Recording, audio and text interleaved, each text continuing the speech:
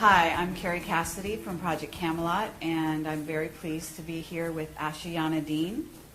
And basically, I think I'm going to let you do your own introduction as to who you are and some of your background. You know, it's interesting to hear you talk about yourself, just briefly, because we're going to be talking about the material most of the time. Mm-hmm. So, for example, I would say that you are the author of the Voyager books. Part of the appeal is for people to kind of get your personality. Right. And if you get a question that you're not quite prepared for, your personality will start to show. Well, it's showing. What do you do with that? I don't know how to describe myself. No, you can describe me. And it's very delightful, so I don't think you have anything to worry about.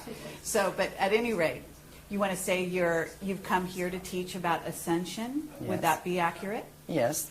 At this time accurate. On the planet? Yes. And I'm known as Speaker 1 in the Melchizedek Cloister Emerald Order, and that was a commission that was given to me. And the other two speakers, there are three of us, are present in the room with us. Okay. You're an American citizen. Yes. In this life? Yes. Okay.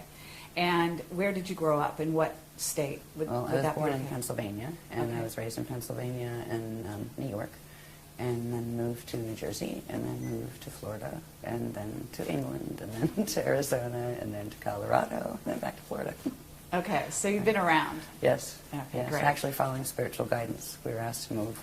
Once it was past the childhood and adolescent times, the moves were following what I was advised to do by the Guardian Alliance. Okay, wonderful. And you are in touch with what you call the Guardian Alliance. That's what they call themselves. Okay. Yes. And do you consider yourself a channeler? Because I'm aware of what it is you do, but I'm going to ask you questions that may seem wrong. Okay? Feel free. And so at that point you can correct me, and it's totally fine. It's not channeling. In fact, we teach against channeling because it's dangerous. It is a process of electronic data streaming that it's quite sophisticated, but it doesn't work like channeling. Channeling involves literally another entity coming in and sharing a body with you, and that is not permitted in our teachings because it can actually damage your DNA. This is an electronic data streaming called chelantic transmission, and it is literally electronic data streaming, but interdimensionally, as opposed to simply on the horizontal like we do it here. And that is the way that the Guardian Alliance communicates with me, and has since childhood. But they have also, in my younger years, I had both negative abductions with negative groups of visitors, and it was the Guardian Alliance that actually rescued me from those situations. And I learned a lot about why I had the experiences. It had to do with the contract I came in with, that it takes most people quite a few years to wake up and realize what they came in to do, what they birthed in to do. And that was why I had the issues with the with Zetas and things like that when I was in my younger years. By the time I was 12, the Guardians had begun teaching me for the commission that I later learned what it was, for Speaker 1 for the Melchizedek Cloister Emerald Order. And it's once that became clear, the experiences weren't frightening before they were frightening, the abduction experiences. And the ones with the Guardians weren't, though. They were very different. They didn't involve little grays, and they didn't involve spaceships. They involved literal teleportation through Merkaba vehicle and those kind of things. So it's been a colorful way to get to the point where I am here teaching the material that I'm teaching. It has been very interesting and colorful.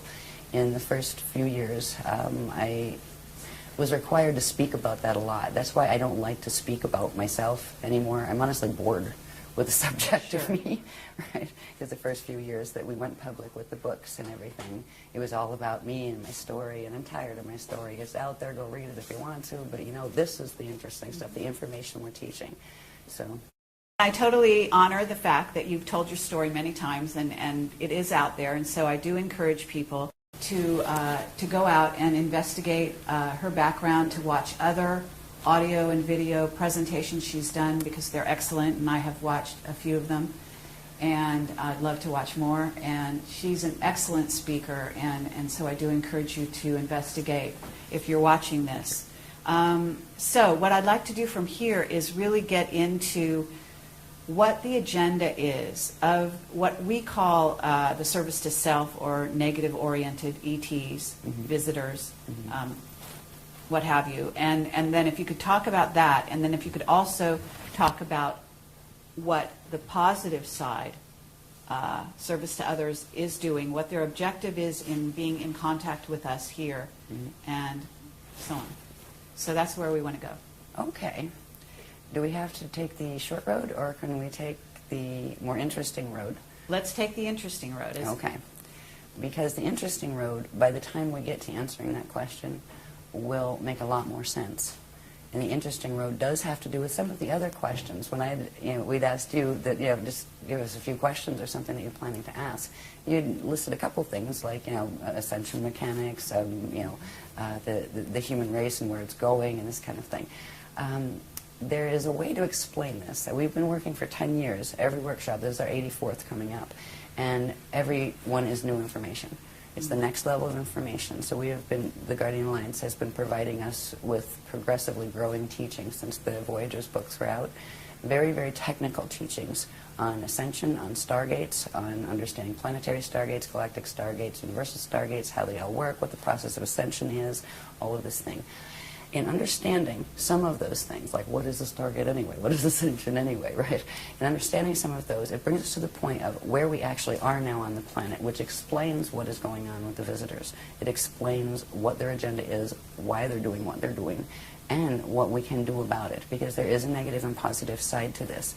But the picture is much bigger than most people realize. Even people in the UFO movement and people in the New Age movement, they have pieces of the story. When I found out what this story was as it progressed, because I had my cellular memory turned on for a while, I had incarnational memory since I was very small, so it was not new to me. But when the Guardians revealed progressively the scope of this drama, I was horrified at first, honestly. I was terrified, and moved past that to the point of realizing, wow, I mean, it is so tiny, the little dramas that we're worrying about here. This is much, much bigger. And the reason the information is important now, and for 10 years we hardly did any media at all. We didn't do interviews. We had a couple little interviews, and we turned down a lot of radio interviews and that kind of thing, because we wanted to kind of just fly under the radar and do our things. We do our workshops. People come to our workshops. We didn't heavily advertise them. The reason why we're coming out and speaking now is because the Guardian Alliance has asked us to. They are on now what is called Official Disclosure Protocol, because of things that are occurring. 2012 is very important, and so are the periods right after it. To coin a phrase from Anderson Cooper's show, planet in peril. Yes, to put it mildly. So if I can explain some of the things that are taking place now in a certain, it's a sequence, and you're free to interrupt at any point. Okay. Right? But it will help get a little bit to the more full understanding of what are the visitors up to, what is their agenda, and where are we at with that situation. It'll also include the information you said, what about the stargates and what are the status of those? It will show where that is. Right. And it's like the quickest sequence you can do, right? This has been 10 years worth of work. Now we can look back and see what this is all about and see where it's going. So if you don't mind, I will put a couple charts up. The first thing I would like to do, if we're going to talk about what is happening on the planet now, it does involve ascension, and ascension does involve stargates, but what is ascension anyway? There's a quick way to explain this, and it has to do with graphs. And I use graphs because, seriously, pictures paint 1,000 words. If it hadn't been, and all of these graphs are literally transmitted from the Guardian Alliance, and I take them down by hand, and because I don't have computer art skills, so they've all been done in black and white form, and then thanks to a team of volunteers, I put a lot of work into putting them into computer, finishing, so they're decent, most of them are. You can tell the ones that are still the ones I did on a photocopier, with a photocopier. But this particular diagram, and also I will qualify these by saying, you're going to see diagrams that are one out of, there might have been 50 diagrams in that series explaining every piece of how that worked, what it is, the structure of it, and all of this. I'm just going to show certain diagrams that will show structure, because structure is important. Science here is getting into quantum physics and all of those things, and maybe there's dark matter and all these wonderful maybes. There is a whole order of these things. Yes, there's dark matter. Yes, quantum physics are real, but they have no idea the structures that are involved. This is not a haphazard cosmos or universe. Some of these things, if you're going to understand what ascension is, you need to understand what context it's happening in, and that's why the Guardians gave us the context in the first place. In the early days, they taught us about 15-dimensional physics, and that's not meaning there's only 15 dimensions. Dimensions run in sets of 15, and there are many, many, many different sets of 15-dimensional matrices that have a particular order that form galaxies, universes, cosmoses, plural. It is a multi-cosmos, not just a multiverse. Now, when you think of ascension and stargates that you ascend through, it implies there is an order of stargates within these greater structures. So I will show you this diagram Let me first. ask you where the diagrams came from. In other words, are you getting, you say you're getting this sort of a data stream electronically, and when you say that, I am assuming that you're visualizing, maybe you're getting a visualization. I just see them. Okay. Yeah. And then how do you transfer them onto the paper? How do you draw them? Really? Okay. I'm known as the whiteout queen. Because a lot of times they'll come down, like one diagram like this, that's all like, looks like a single thing. There'll be like 6 different images on it. Wow. And like 20 different layers. Okay. And I call it a pullback process, where the whole big thing comes down in one data stream that it might take me like 6 hours just focused completely on one, getting it all down. And that's even without the words and labels and arrows and stuff. That's just getting the shapes and structure. Then we'll pull them out, right? Where I'll make photocopies and white out that part, and then you got that one, white out this part, then you have that one, and you might have like a series of 10 of them out of the one that came in. So it's almost like what do they call those files where they condense everything? Zip file, yeah. So it comes in like a zip file, and when it opens, there's a lot of heat involved, actually. You can feel the DNA activation. It comes through, the chakras activate, and there's like this heat field around me when it's coming through. Or sometimes, depending on the line, because there's different lines, different ones, different levels of the Guardian Alliance communicate, from different places, and some of the lines come in cold, like shiver, some of them come in hot. Okay. So some of them carry the images, and that's where the images are coming from. And at this point, there are thousands of them. There are thousands of intricate diagrams that come in this way. That's great. All right.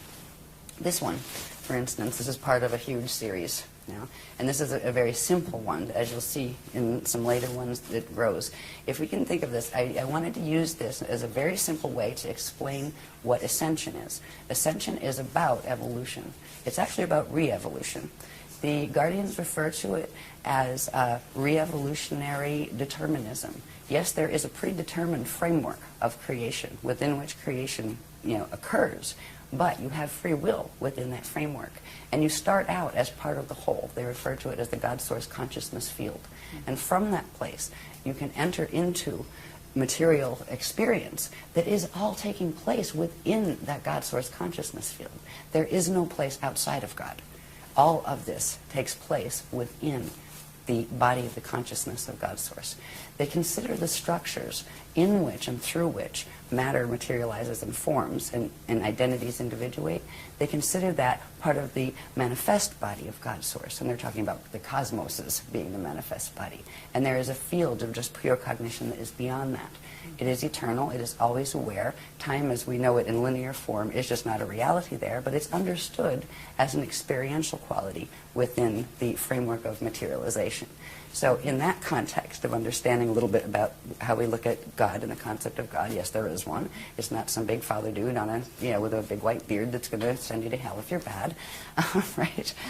There is structure involved in this. Now we went through what is called Partakai creation, which takes it from the first unit of consciousness in the consciousness field of God that did something and went under certain changes. From those changes, that shape grew and literally created the spherical wheels within wheels, or spheres within spheres, that is the hidden structure behind all cosmic order, and even galactic order, planetary order, and your own body's order, and atoms' order. So this, if you think of it as just an example of a cosmos, all right, you have a center point, right, and you have a sphere. Where you see circles, they're actually spheres of energy. All right, you have one sphere, two sphere, and a third one in the center, the smaller ones, and then lots of these little ones in the center. What this is showing us is consciousness comes out from the center point into this domain, or this sphere. It's called the Hara body. And first, it individuates into the two larger spheres, and they individuate into sets. And this all happens at the same time, right? Expands outward. These are called, when it expands outward, it's called ikashi, expansion cycles, where consciousness is coming out from the God Source consciousness field into the smaller form or structure of materialization and expands out through these cycles simultaneously, one on each side.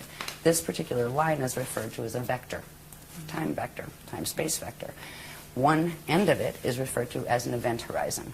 So one time vector has two event horizons, right? Now, here you have a core, here you have an inner, here you have a middle, and here you have an outer domain on each side. Reality fields take place within all of those. So it's not just that there are numerous reality fields. You have ones in the outer bands, you have ones in the middle, inner, and core bands. The process of coming into existence is expanding out through experiential cycles within the Akashic expansion cycle till you get to this point. When you get to this point, now you'll see in this next graph, these are actually time cycles with names. They're called yugas. And when you get to this, which is called the Kali Yuga, there are several options.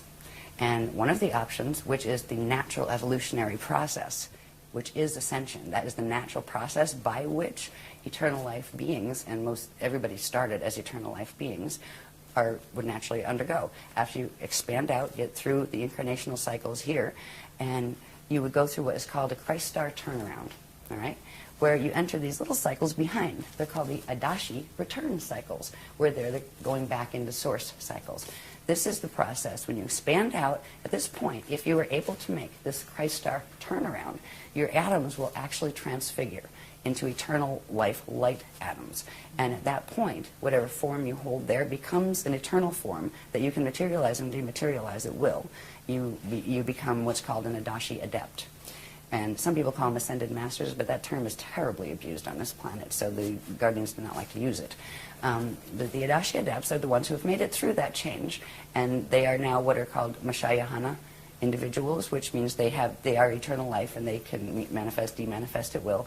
When they go back through the cycles, go back in the center, and they can actually rebirth as collectives, like as suns and those kind of things. It's an amazing process where a being that, say, is a small, like a human being, can actually evolve, re-evolve, to go back into the state of even being like a sun or a star. And it is an eternal process. There is no death involved in that process. That is the natural process for life forms. So when we're talking about ascension, it is about doing the natural re-evolutionary process. But that is not happening on this planet. When we get to this point of the Kali Yuga expansion, there are other things that can happen too. There are certain qualities about the science of ascension that are very, very much about physics. Right? And there are consequences in physics. If things are not working well on a planet, it affects the body of the people who live on it, and the animals who live on it, and the plants who live on it.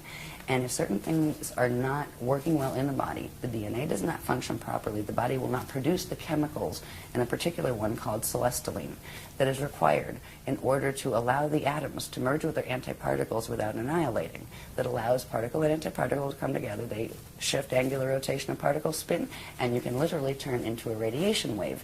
And that's what it means actually to go into full Merkaba and be able to go through gates. That is the process by which you go through stargates. So if we talk about ascension, it is the natural process of being able to expand out. We were out in the Kali Yuga cycles. Finally, we're out here. Now we have choices. We can ascend, or if we get stuck here, there's another path that we can take. It's called the Kali Rama path. It is the path of step back. You can go back here to the stage before, and then have to rebirth out again into the cycles in the outer domain, and it's almost like a restart. Do it over again. So hopefully you fulfill all your ascension codes. It's what it's about. It's about activating your atoms to the point where they can fully transfigure. And if you can do it in a cycle again, then you can ascend again. There's another path that can occur here. There are basically three paths. The other one's called the path of Kali Dima. That is the path of fall. That is where you get stuck here. You can't step back and you can't go forward because of the choices you are making in your life that are affecting directly what your DNA can do, and what consciousness you're aligning yourself with affects the frequency that your body is able to carry. And if you get stuck here, you will reincarnate in this cycle until the quantum you came in with burns out. And then you will do what is called a space dust return, or ashes to ashes, dust to dust. You will come to a point where you don't have enough energy to reincarnate into another body, into another time cycle. And you will eventually simply just go back. And eventually everybody goes back. But if you go back in ascension, you go back whole. If you go back and step back, you can come back out and go back whole. But if you do the fall path, you do go back eventually as space dust, where your body dies and your consciousness can no longer hold together, and it fragments and just becomes part of the local environment. But the local environment at times goes through natural cycles that have to do with Stargate cycles and ascension cycles, where all these little time tracks pull in together and then come back out again. At that point, anything that gets stuck out here gets drawn back into the center. So this is why God's Source doesn't look at it as losing anyone in the fall path. It's the experience of you losing your connection with the universe that it's really about. So to get to understanding Stargates and everything, I wanted to explain on this simple diagram about the cycles that we are in. Because right now we are in that Kali Yuga cycle. And those three choices are facing us very much now. And more than they might usually, because this planet is in the middle of a drama that people here have forgotten, but they knew during the Atlantean periods. They knew 10,000 years ago what was happening here, and we have forgotten that knowledge. So anyway, let's go to the next diagram. If I spend this long on every one, we're going to be here for 6 years. Yeah. No, that's actually very helpful, and I think that was very clear. So, sorry about the cough. thank you. That's okay. No problem. This next one is just a little bit it's similar to that one. It's showing the structure of that one a little more clearly. The reason I'm showing you this is just for down the bottom here. I'm not going to read them all or anything, but the detail level that we're giving. Each of these different states, we've talked about the core and the inner, the middle, and the outer domains of reality, within which reality takes place, right? They each have a different state of matter, a different type of matter, a different density level of matter, and different states of consciousness that go with them. So I just wanted to point that out. So when we see this diagram, we're seeing the three, the Kalihara, it's called the Kalihara system, and we have the Hara bodies, and the space-time structures within the Hara body. So these are large energy structures that you don't see. And you don't even see these. You don't see, you're not walking around in your field counting your little balls, right? But they're there. This structure, the cosmos is created with this structure, but it's much more complex. But when you see it, it implies structure, but also time and evolution. And that is a good way to show the ascension process, where you expand out, you go through experiences in the time levels of the time matrix, and then come back in through the Adashi return cycles. So the word Adashi, for instance, is something that is special to us, because we are following the path of Adashi, the path of Christ star return. When I use the word Christ star, by the way, or any of the words like Christ, or anything like that, we spell it with a K. It's either K-R-I-S-T, sometimes we use shorthand, or K-R-Y-S-T. There's a reason for that. It's not because we're basing everything on the Bible or anything like that, nothing against the Bible, but it's spelled with a K because that's how it originally was, and what it refers to there's 7 syllables to it. We often will just shorten it to 5. It's the first 7 audible sound tones of creation, and they are ka, ra, ya, sa, ta, ha, la. And we often just shorten it to, ka, ya, ra, sa, ta, Christ, right? So that's where we use the word Christ. It has to do with the sound tones, the vibrations, the first audible sound tones when we get into first particle creation. Before all these structures occur in the cosmos, there are certain things that happen on a very, very, very nano-micro level that the first what would be audible sounds or audible vibrations, and that is why we use that word Christ. So that's where it's coming from. It's not saying, we're Christian, that's which means we're not this and we're not that and we're not the other thing. It's something that belongs to everyone, in every language. So anyway, that's just another version of showing the same structure. This is part of a much larger structure and has to do with Stargates. So we'll go, because what the drama that is happening on the planet now with the visitors and all of that has to do with Stargates. It has to do with Ascension, but it has to do with Stargates too, and who's fighting over them. So the next diagram, this is called the Illumeridana spirit body. And the reason I'm going to show you the spirit body structure, this is a diagram that has many purposes, but if you remember that last diagram, this one is a bit more detailed. It is still showing structure. this is a simplified, and each one of these pieces and flows and all of the different elements of this have been analyzed. There's like 100 graphs of this sequence.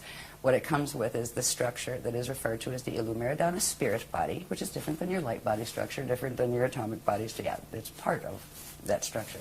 The cosmos has this too. When you see these little petal things, these are actually flows of energy. Okay, now think cosmic, right?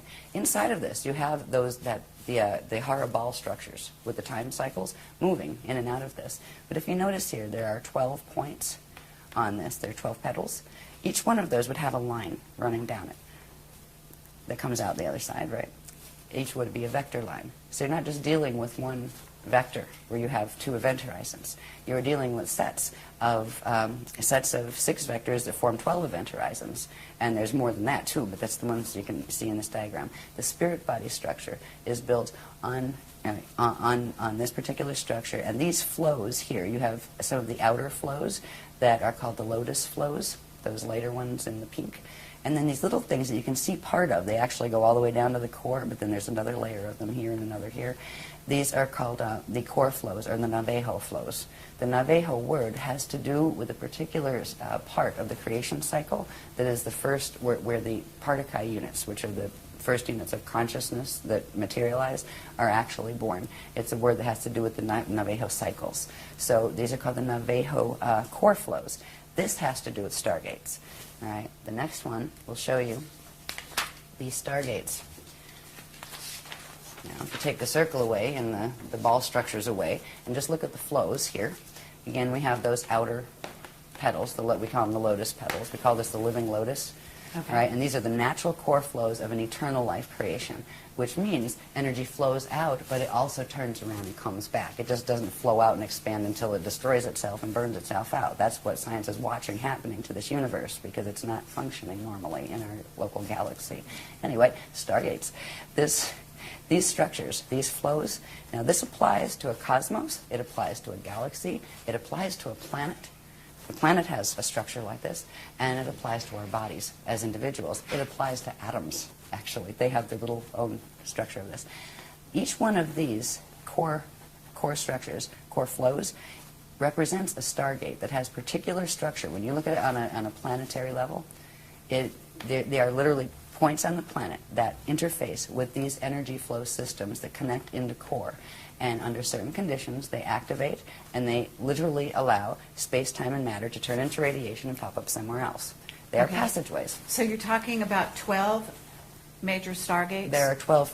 They go in sets of 12. On this planet, there are a whole lot more, because the main 12, which are called the Halls of Amente stargates, they actually fell in 2003. They fell under the control of the service to self groups, let's put it, we call them the FAs, the fallen angelics, right? That's what we refer to them as. And there are about 5 different, what are called interface gate systems, that were put here by the Guardians a long time ago, because this isn't the first time that there's been gate wars on this planet. In fact, 2 seedings of the human race were wiped out by the same type of, they call them Templar wars, because they're fighting over the Templar. The Stargate system on a planet or in the universe is referred to as the Templar, and that word refers to template pillars. That's what the Templar word means. That's, I mean, the whole Knights Templar and all of that stuff. I mean, these things were from the old records from Atlantis. They had pieces of them.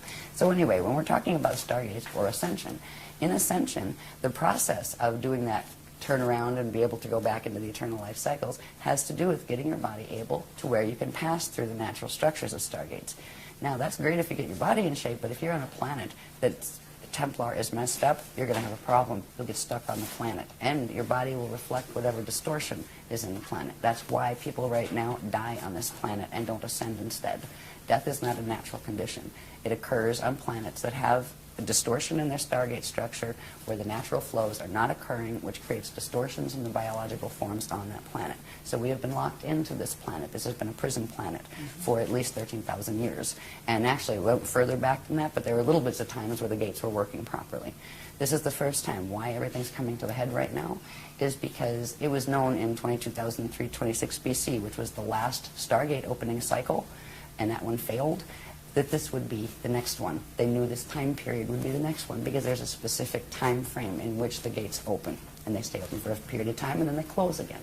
That's why it's all coming to a head again.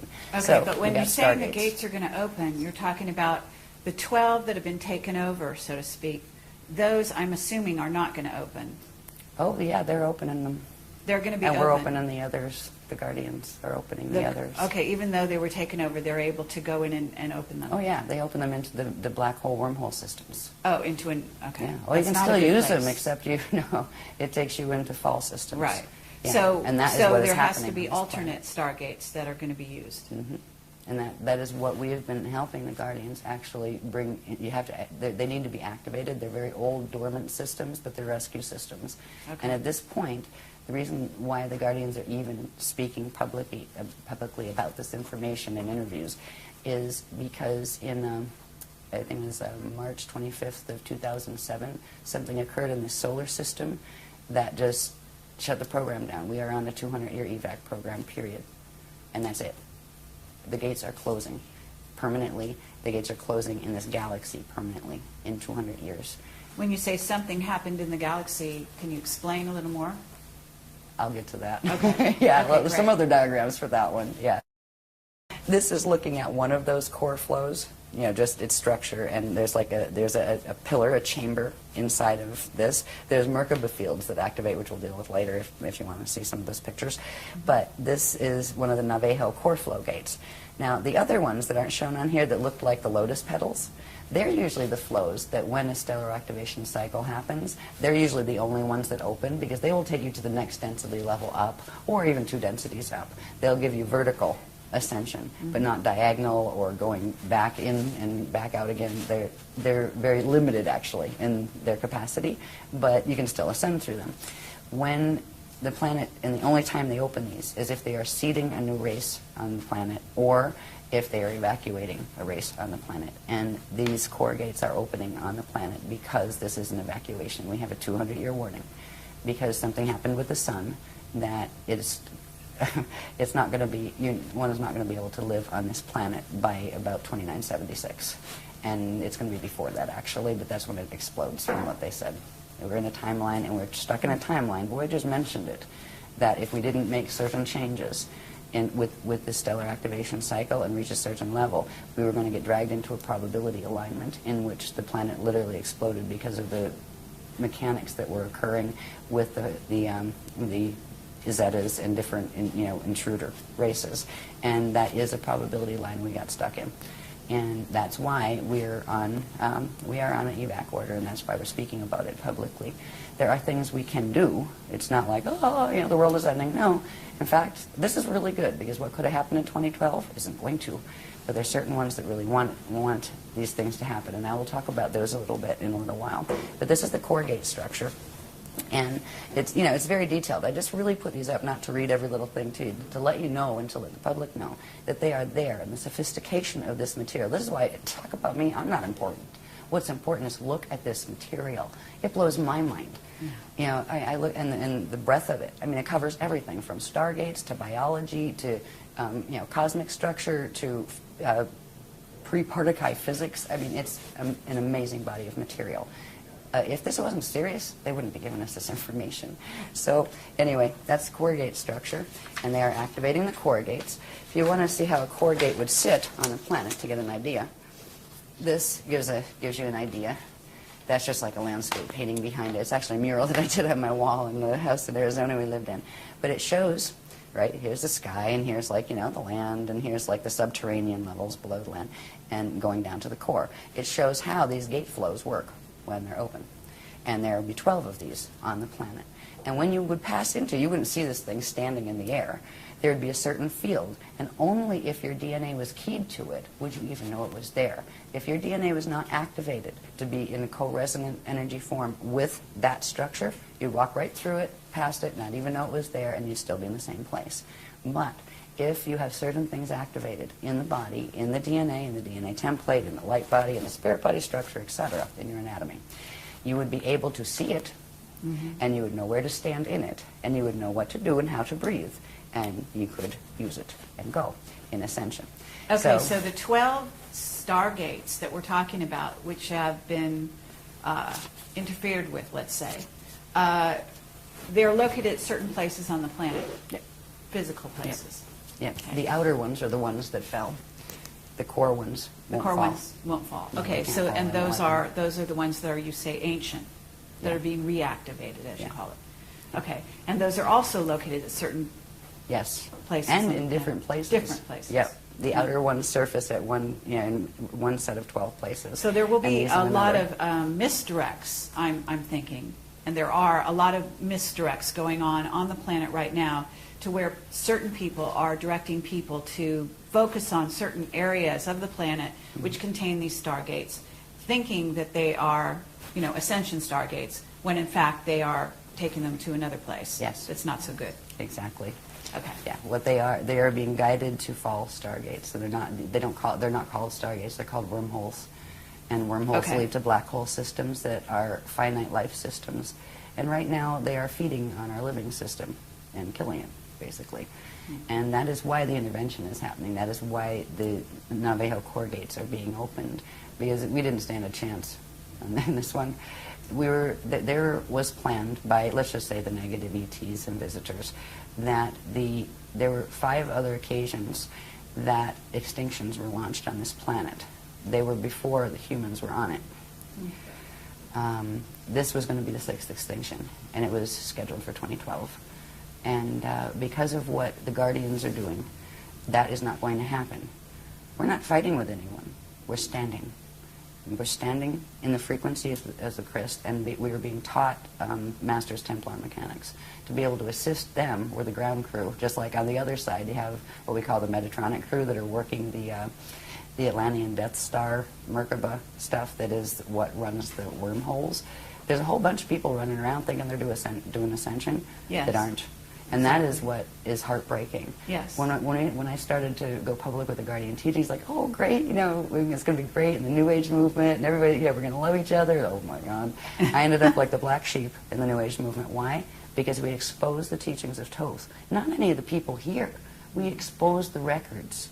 Thoth broke the Emerald Covenant way back in the Atlantean period. He stole one of the CDD plates, took the knowledge from it, and created the Emerald Tablets of Thoth, which had a bunch of mechanics that were the Death Star mechanics. He helped in the takeover, and he still is, because that being is still in existence. He pops back and forth. He can travel through time in his little Death Star Merkaba, but it wasn't just Thoth. There's a whole bunch of them. So it was pretty heartbreaking as this information, because I was thinking, oh, great, we're all going to love each other, and it's ascension time. Yeah, right. It didn't work that way, because nobody wanted to hear it, and it's too bad. At least there were some people that wanted to hear it, because they came to workshops. And the thing is, we asked the people that were teaching the other stuff nicely. So why don't we just have a public discussion about it? Seriously, we'll each put up half of a room cost and invite free to the public, and just let's discuss the topics, the issues. They wouldn't. But what they started to do was blackball me behind my back at the workshops, tell people to be afraid of me, tell them, oh, you'll die if you use your Merkaba that way. We have more Merkaba mechanics than they could dream about. I mean, they couldn't touch the stuff with a 10-foot pole. That's why they wouldn't even take on the challenge of, come, let's talk about it. Let's talk about the history. That's, that you can say, well, it's this or that. But these mechanics are indisputable, because they don't have the things that link them together. The Guardians showed us all of these different things, sacred geometry, how it fit, not just, oh, here it's a this. What is a that? What does it mean? How does it connect to the cosmos? They showed cosmic structure in order to show how it's supposed to work, and then they showed where the distortions they're teaching fit and what they do to pervert it. So it's been very intense since we came out with the work, and it hasn't changed. But there's a group of us that just resonate with this and go, wow. Yeah, just, wow, okay, no problem. Well, that's one of the reasons I'm here. And, I'm aware of the distortions out there. I'm aware of the attacks and so on and so forth. And, again, I have to say that people need to really go into their hearts. They need to use their heart and their intelligence to discern what resonates. And we're presenting this as what resonates, I'm going to say personally with me, but also with what I think people need to be aware of, and then they make their own decision. We've got plenty of the other side of information out there, and I think it's time that we hear from this side.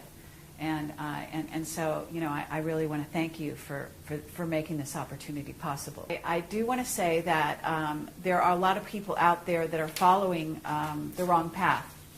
And if there's a way that you can also talk about the distinctions so that they can be aware, like if you get this, you might want to question more the path you're on.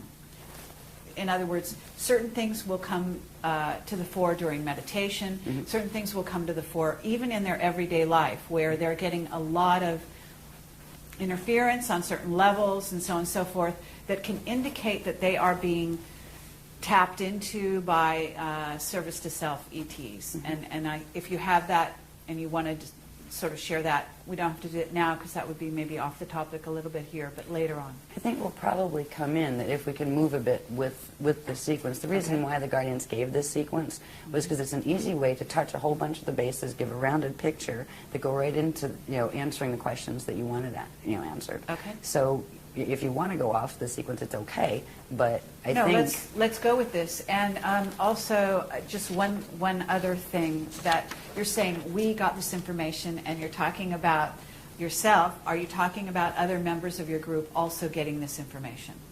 Some of us do. Okay. Yeah, we all have a kind of special relationship, our own special relationship. I have the translator's contract, which means I'm the secretary, right? I take down the writing. But even like the other speakers have a rapport also with the Guardians, and a number of people in the groups have developed a rapport with them as well. In fact, we work with them to help them to do that. That's what the Guardians would like, is to, you know, start communicating where they can start teaching people directly, because we're like a little bottleneck on the information. You know, it's only given through the workshops and that kind of thing. Yeah. So I talk about it as we.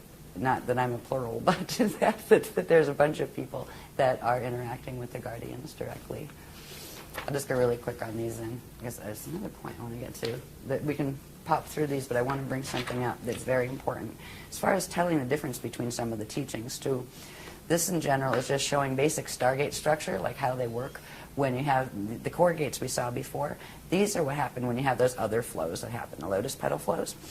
When you have a Stargate area, you have two vortices of energy, one electrical, one magnetic, and when they activate in the center, they come together, and one goes down, one goes up, and they form what's called a Biveka Merkaba field. All right, and that Merkaba field is, well, what does it mean? Moving light body, Merkaba, right? The Merkaba field is the field that actually, if it's around you, if it's a natural one that occurs around you, it's also occurring within you, and that is what allows your atoms to bond with their antiparticle and transmute and transfigure so they can go through gates. So this is basic Stargate structure as far as the Amente gates were structured on this structure and those kind of things. There's more to that. There's the Merkaba part.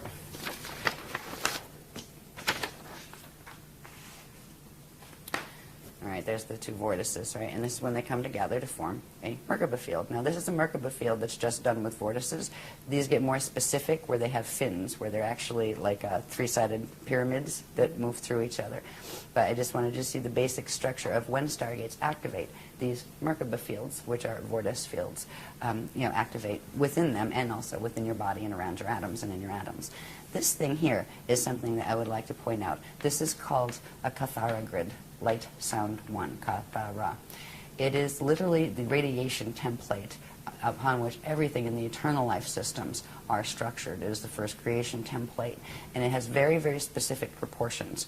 Some people say, oh, it's a tree of life, but actually, if you look at it, it isn't. It's actually the tree of eternal life. When you see something that is different than this, say it has maybe 10 of these centers instead of 12, right? This has 12. Or maybe it's longer and skinnier, or it doesn't have the lines in the same way. Mm-hmm. What that is a twisted radiation creation template. And it's passed off as a tree of life. In certain teachings, it's actually the tree of artificial life. It goes with what's called the Death Star Atlantean Merkaba mechanics, the Metatronic mechanics. This is the natural structure of what is called a Kathara grid. And in a minute you see how important this is, because literally the structure of the cosmos, of stargates, but all of those structures we saw a little bit of with the circles, the spheres, right?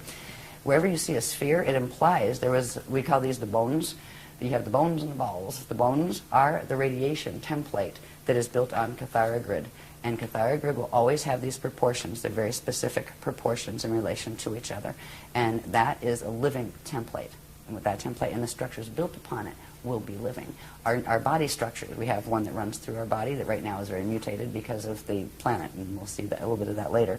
But we are moving to reactivate the natural imprint. So the Cathara grid I wanted you to see because it will help you understand the maps. If you're going to understand stargates and wonder where, okay, if I ascend, where am I going? Right? Seriously, like if you're going to leave, where are you going? Do you even have a clue as to what the choices are? You know? They've shown us where these maps go. This is the beginning of understanding maps. I'll just show you this really quick, because this is showing, there's a sheet that talks about, I'm not going to talk about all the proportions right now because it's heavy detail, but this sheet explains about how this actually controls how particles interact with each other and all sorts of things, from angular rotation of particle spin of particles in universes and that kind of thing. So this is just showing this specific proportions that is very important. So when you see something using as a sacred geometry, this structure that is not built on those proportions, it is actually representative of one of the other teachings that is teaching distorted template mechanics that have to do with wormholes and black holes. All right, sorry, please. Interesting. Yeah. The more this came out, the more horrified I was. I really was. I was like, oh my God, please, you know, I don't want to have to talk about this, right? It was very hard. Now at this point, I have to have a sense of humor about it. You know, where it's, okay, so I am the pariah of the New Age movement, whatever. Somebody has got to let people know about this. That's why I still do, because it makes more sense than the other stuff that's being taught. And there's so much love in these teachings and in caring about people enough. Like, okay, so you might be mad at me because you liked that paradigm over there, and I just kind of don't mean to be a whistleblower, but if you're hurting yourself with that Merkaba, maybe you should not do that, you know? Anyway, go back on this. Sorry. This is showing simply, remember that little Cathara grid structure, right? Well, here's one. Here's another. These cluster. All right, these are radiation templates that cluster to form very complex structures. This particular structure we call the Stairway to Heaven. All right, one of these Cathara grid structures would hold 4 density levels of our local universe. All right, let's say the Milky Way galaxy, but there's actually more to it than the Milky Way. So that would be like our local universe. It actually includes Milky Way and Andromeda M31 galaxy. All right. And it's connected to another one. The one at this angle, 90 degrees to it, would be considered as parallel. It also has a light field that goes with it. So these are intricate structures that are formed from these templates. And where you see these structures, these are the bones again, you will have spheres of energy and spheres within spheres built upon them. So there are various levels. These are called the Veka systems, and 4 Vekas come together, and at the center an Eka system forms. And the Eka systems form a cluster, and they form what's called an Akasha system. Then there's an Akasha A system and Akasha Aya system, and they all form this big cluster that's called the Yukatharista body. The Yukatharista body is one cosmic creation body. Now, our own personal anatomy has these levels to it. All right, they connect to those levels of the cosmos that we were born into. And full ascension is actually turning back on in our atomic structure all of the frequencies involved with all of those spaces. So we're down here in the Veka worlds. The next thing is we have to move up into the Eka, and then from the Eka, this is the long way to ascend, by the way. That's when the gates are working well. So the normal way for ascension would be you would work your way through re-evolution through the Veka system up the densities. We're in density 1 here. We'd work up to density 4. Then we'd go to the Eka level, and you're growing and getting lighter, and your matter's less dense, and you're getting more control over it, and you're getting more consciousness, you know, more God consciousness and that kind of thing. And then you would work to the Akasha level, and then you would work to the Akasha A level, and then the Akasha A level until you got up here. At any one of those points, you could experience the Christ star turnaround, and it would take you to the next level, right? Then there's the quick way to ascend, when it's an evac situation, and that's what we have, where these are called harmonic gate systems. It implies that it's built on a system of dimensional harmonics, which means you have to take them in sequence harmonically, one by one. It's the slow train, right? There's something called the transharmonic continuum that actually runs between them. It requires a very specialized type of Merkaba vehicle and accelerations in the light body and spirit body anatomy to be able to do it. But those core gates, which are also the Navajo gates, they're also called the spanner gates, they are able to do that. They are transharmonic, where they can actually jump the scale. So you could jump from here to here, or from here, to there. So you can move. You have more liberty of where you can go in ascension when you ascend. You're able to actually, you become a time jumper, basically. Instead of just a straight, ascension the hard way, you can go boing, boing, boing, boing, that kind of thing. So that is the system we're working on, because at this point, all of the natural structures of the outer gates have been damaged. The Amnezję gates are damaged. We are stuck down here. And the same thing is happening through the Milky Way. It's not just here. It's not just in our solar system. Our solar system is a mess, but the Milky Way is a mess too. That black hole at the center, that's not an accident. That was done on purpose. That was done 360 billion years ago. Milky Way actually used to be a part of the Andromeda galaxy. And it was literally forced into what is called fall. And now there's many light years between them, at least a couple. I forget how many light years were between them, 2 million light years, something like that. But they were once one. That is actually our home galaxy, the Andromeda M31. But right now we're in the Milky Way, which is a fallen random part of it. And there's still, it wasn't a full fall system until recently, when certain changes occurred that mean the quantum of energy going into the negative fall path is larger than the one pulling back the other way. And at that point, it's a galactic evac, where they're pulling out the ones who can still go. The consciousness that can still follow the ascension path is being evacuated out, because the gates will close. Once they close and the system falls, that system won't immediately blow up or anything. It will have a finite lifespan. It no longer has the direct currents coming in, the inflow of currents coming in from the larger structure of space-time and source. So it becomes a finite system that feeds on itself until it eats up its own quantum, and then it implodes and goes back as space dust. So we are at a crossroads, a huge crossroads right now. We are on a planet that is going in the fall direction, but this planet's actually going to take that path I mentioned, the step-back path, but that requires losing its body, and it's going to do that. Not while we're on it, but that is what we're headed for. But right now we have 200 years before these gates close in the Milky Way galaxy, and that includes here. So this is why they're giving the advanced ascension teachings now.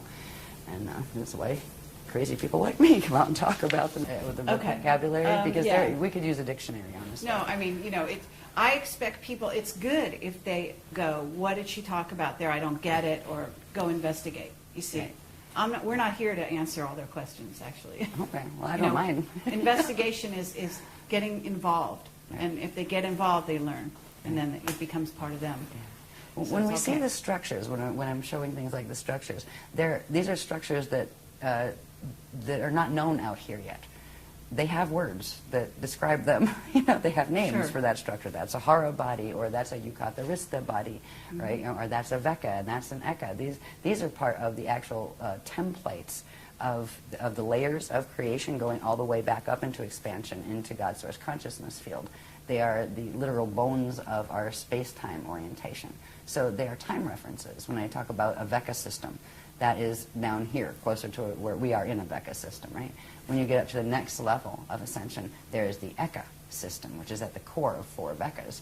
Then you get up from there, and you have what's called an Akasha system, which has a set of all the smaller ones inside of it, right? And then an Akasha A system, and then you go up into the Yukatarista system, which is really, they are words to describe things that make perfect sense, to the people who are describing them, the guardians. Sure. They're words in the ancient, what's called Anahazi language, which was the first spoken language in this time matrix.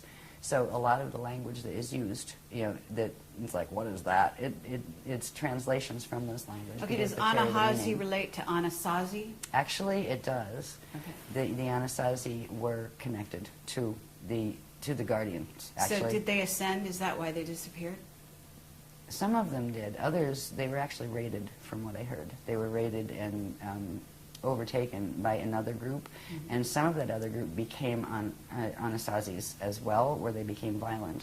And the original ones weren't like that, and some of them were evacs locally, is what I heard. Okay. The Kabbalah is got to be, I'm going to just say it here, to my understanding from what you're telling me, is that Kabbalah is not the positive ascension path. I would put this way. in relation to the Kabbalah, or the Bible, or the Koran, or any of the texts that are out there.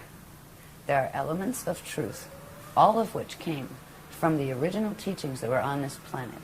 There were 12 legions of the Christ, 12 bodies of teachings that went with the CDD plates. There are pieces of those that have wound up in the religions of today, and there are distortions in all of them as well, which means they all carry a mixed path. Okay. And the way to tell, it takes a while to develop the sensitivity, but there is something inside and visible of everything, be it a cup or a cosmos or a set of letters written on a page. There's something called an encryption. An encryption is a very specific radiation signature that is underlying. It's in the dark matter template. When you get to a certain point in DNA activations, which sensitize your inner senses in your body, you can know with direct cognition. You can read a sentence and know which part is taking you in which direction.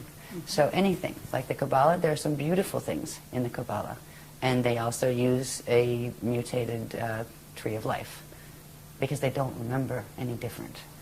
And they were tricked. Just like there's a lot of great things in the Christian religion that are, true to form, and a lot that aren't. There's been trickery ever since the Atlantean periods here. Well, there was before too, but that was the big showdown for trickery.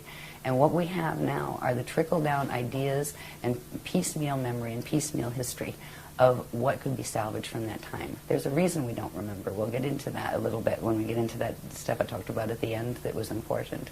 But our stance isn't to make any of the other paths wrong. There's only one that we actually will stand against. If they're directly teaching Metatronic Death Star Merkaba, we have to address that. We don't address the people who are teaching it. We feel bad for the people who get caught up in that. I feel bad for anybody who's contacted by Toth. Because, I've known Toth in other lives, and I've known Toth in this life. And he once upon a time was a speaker, an Emerald Covenant speaker. And he broke the Emerald Covenant, and he decided to go with the Anunnaki races and go into a fall path and stole the technologies. And part of what he did is why this planet is going in the path it is now. So it isn't the people that, we don't blame the teachers of those things, or the people listening to channels and they don't know what the heck they're listening to. I mean, right, it's cute and it's fun and it's lovely, and right, check its resume. But how do you? We're any of the religions, any of the New Age or the Old Age religions. There's good and there's not good in both of them. And it's almost like you need to feel out and to feel what works right for you. But don't limit yourself to just saying, oh, well, it has to be the Jehovah God, or it has to be the Allah God, or it has to be the this God, or that God. You can call God whatever you want, but God doesn't really need you to call it anything. It is beyond gender qualification. We were created in the image of God, all of us. And that doesn't mean we are all male or all female. It means we are all living consciousness fields that have the potential of direct creation and eternal life. And that is what that line meant. So the Kabbalah is fine, certain parts aren't. Same applies to every paradigm that is, traditionally on the planet, and a lot coming in from the New Age, except for the Death Star mechanics. They're very direct, not sacred geometry. So did that answer that question? Yes, absolutely. Okay, Thank you. Good. We're ready. Where are we? Back to this. I just wanted to show this again quickly. This again is the diagrams we've used to show the structure of the spirit body with its flows and its core flows, and that's also the gate structures and all of that. It means that the cosmos has sets of spirit bodies. There's like lots of these embedded within each other, and we also have our spirit body. When I refer to our spirit body as part of our anatomy, it is structured in this same way. Okay? And we'll see in the next one how that fits in with, remember the Stairway to Heaven and the Yucatharista body? Right? Those structures are actually part of what's called the light body anatomy, be it on the cosmic level or the personal level. This is how they fit together. This is that Yucatharista thing with all those little interwoven cathara right? And this is the basic structure of spheres within spheres from the spirit body, the cosmic spirit body, that all of those exist within. Every one of those little cathara grids would have a set of these, right? These become the spirit body, the 12 spheres in the spirit body that, remember, go in sets across a vector line, right? And at certain points, they actually pull in to the center, and that's how, at a certain point of expansion, you contract back into the center and go back into God's source. These are actually, this is how the the Audacia adepts, the ones who have achieved ascension, actually use these structures as maps. These are literal maps of how they judge. If you are here and you want to go to Cirrus B density 2, right? These are the maps they use to get there. They are the gate interface maps. We can locate ourselves on these maps. There's one that shows exactly where we are in the Milky Way galaxy, because we're actually M31 galaxy, but we're a part that's twisted off but still connected to it energetically. We can show our location. We can also show the locations where the black hole systems are that are interfacing here, that are messing with us now, and where the main guardian groups are coming from and where they're helping us. So these are literally maps. These maps then translate into, these are all probability fields. So you might have one, say, galaxy, and it's 12 different probable expressions. And they all of these are spinning, right? And they interface with each other all of the time. So they're like bubbles within bubbles that don't collide and collapse each other. Well, they're not supposed to. If they're doing the Death Star mechanics, they actually do. But there's a natural system of probabilities. So it's not just we have a parallel universe. Right. We have many parallel systems and adjacent systems and neighboring systems. And so this is literally the structure of the maps of the cosmos. These are the structures you use. Once, say, you get to the point where you can ascend, well, you have to first of all decide where you want to go, and then where is the map to get there. These are the maps. So I wanted to show you how those structures that are on a small level, our own multidimensional anatomy is structured that way. But on the large level, this is the structure of the maps of the cosmos. There is a structure that science does not know about yet. They have no idea how complex it is. Each one of these structures, they've taken it from the first little, they call it a Partakai unit, the first unit of consciousness, how that structure grew, each stage, right? So we have like hundreds of diagrams that go with these to show how the Cathar grid's all filled out, to show how these structures of the spirit body and all their flows filled out. Inside of the spirit body flows, which isn't on this one, they'll actually find where what is called the Hall of Records exists, what it is, the Akashic record, all of that thing. It's part of this anatomy structure. The planet has one, the solar system has one, the galaxy has one, etc. So these are not just interesting little diagrams on a paper. These are very practical. They're just as practical as a map you'd buy down at the gas station to get somewhere horizontally. Next one, okay, please. and isn't it true that we also have 12 incarnational bodies that have incarnated simultaneously that mirror the same pattern there? 1,728 Okay. simultaneous. Your existence implies the 1,727 others Okay. that are you. Okay, different but forms. there is something to do with the 12. Yes, they're sets of 12. Okay. Yeah. Yeah, you have your first 12, and you have, well, it basically, it has to do with the density levels. We're in density 1 down here. Density 2, and you have your incarnate identity here. You would have a set of 12 incarnates. And if you put those 12 back up to density 2, you would have one soul, right? That is your soul, your density 2 level of identity. Now, that one soul would be a group of, 11 others. It's part of a set of 12. Sure. And you pull all those together, come up to density 3, and that's where you are an oversoul. And that oversoul is a part of a group of 12 oversouls. That you pull it up to density 4 is an avatar. And then you have a group of 12 avatars, pull it up to density 5, and then you would have your Rishi identity, which is your fully formed Vecca level identity to come into the densities down here. But there's other levels of identity that go up beyond the 15-dimensional system. Those 5 densities that I just talked about each have 3 dimensions. So there's your 15-dimensional stack right there in one time system.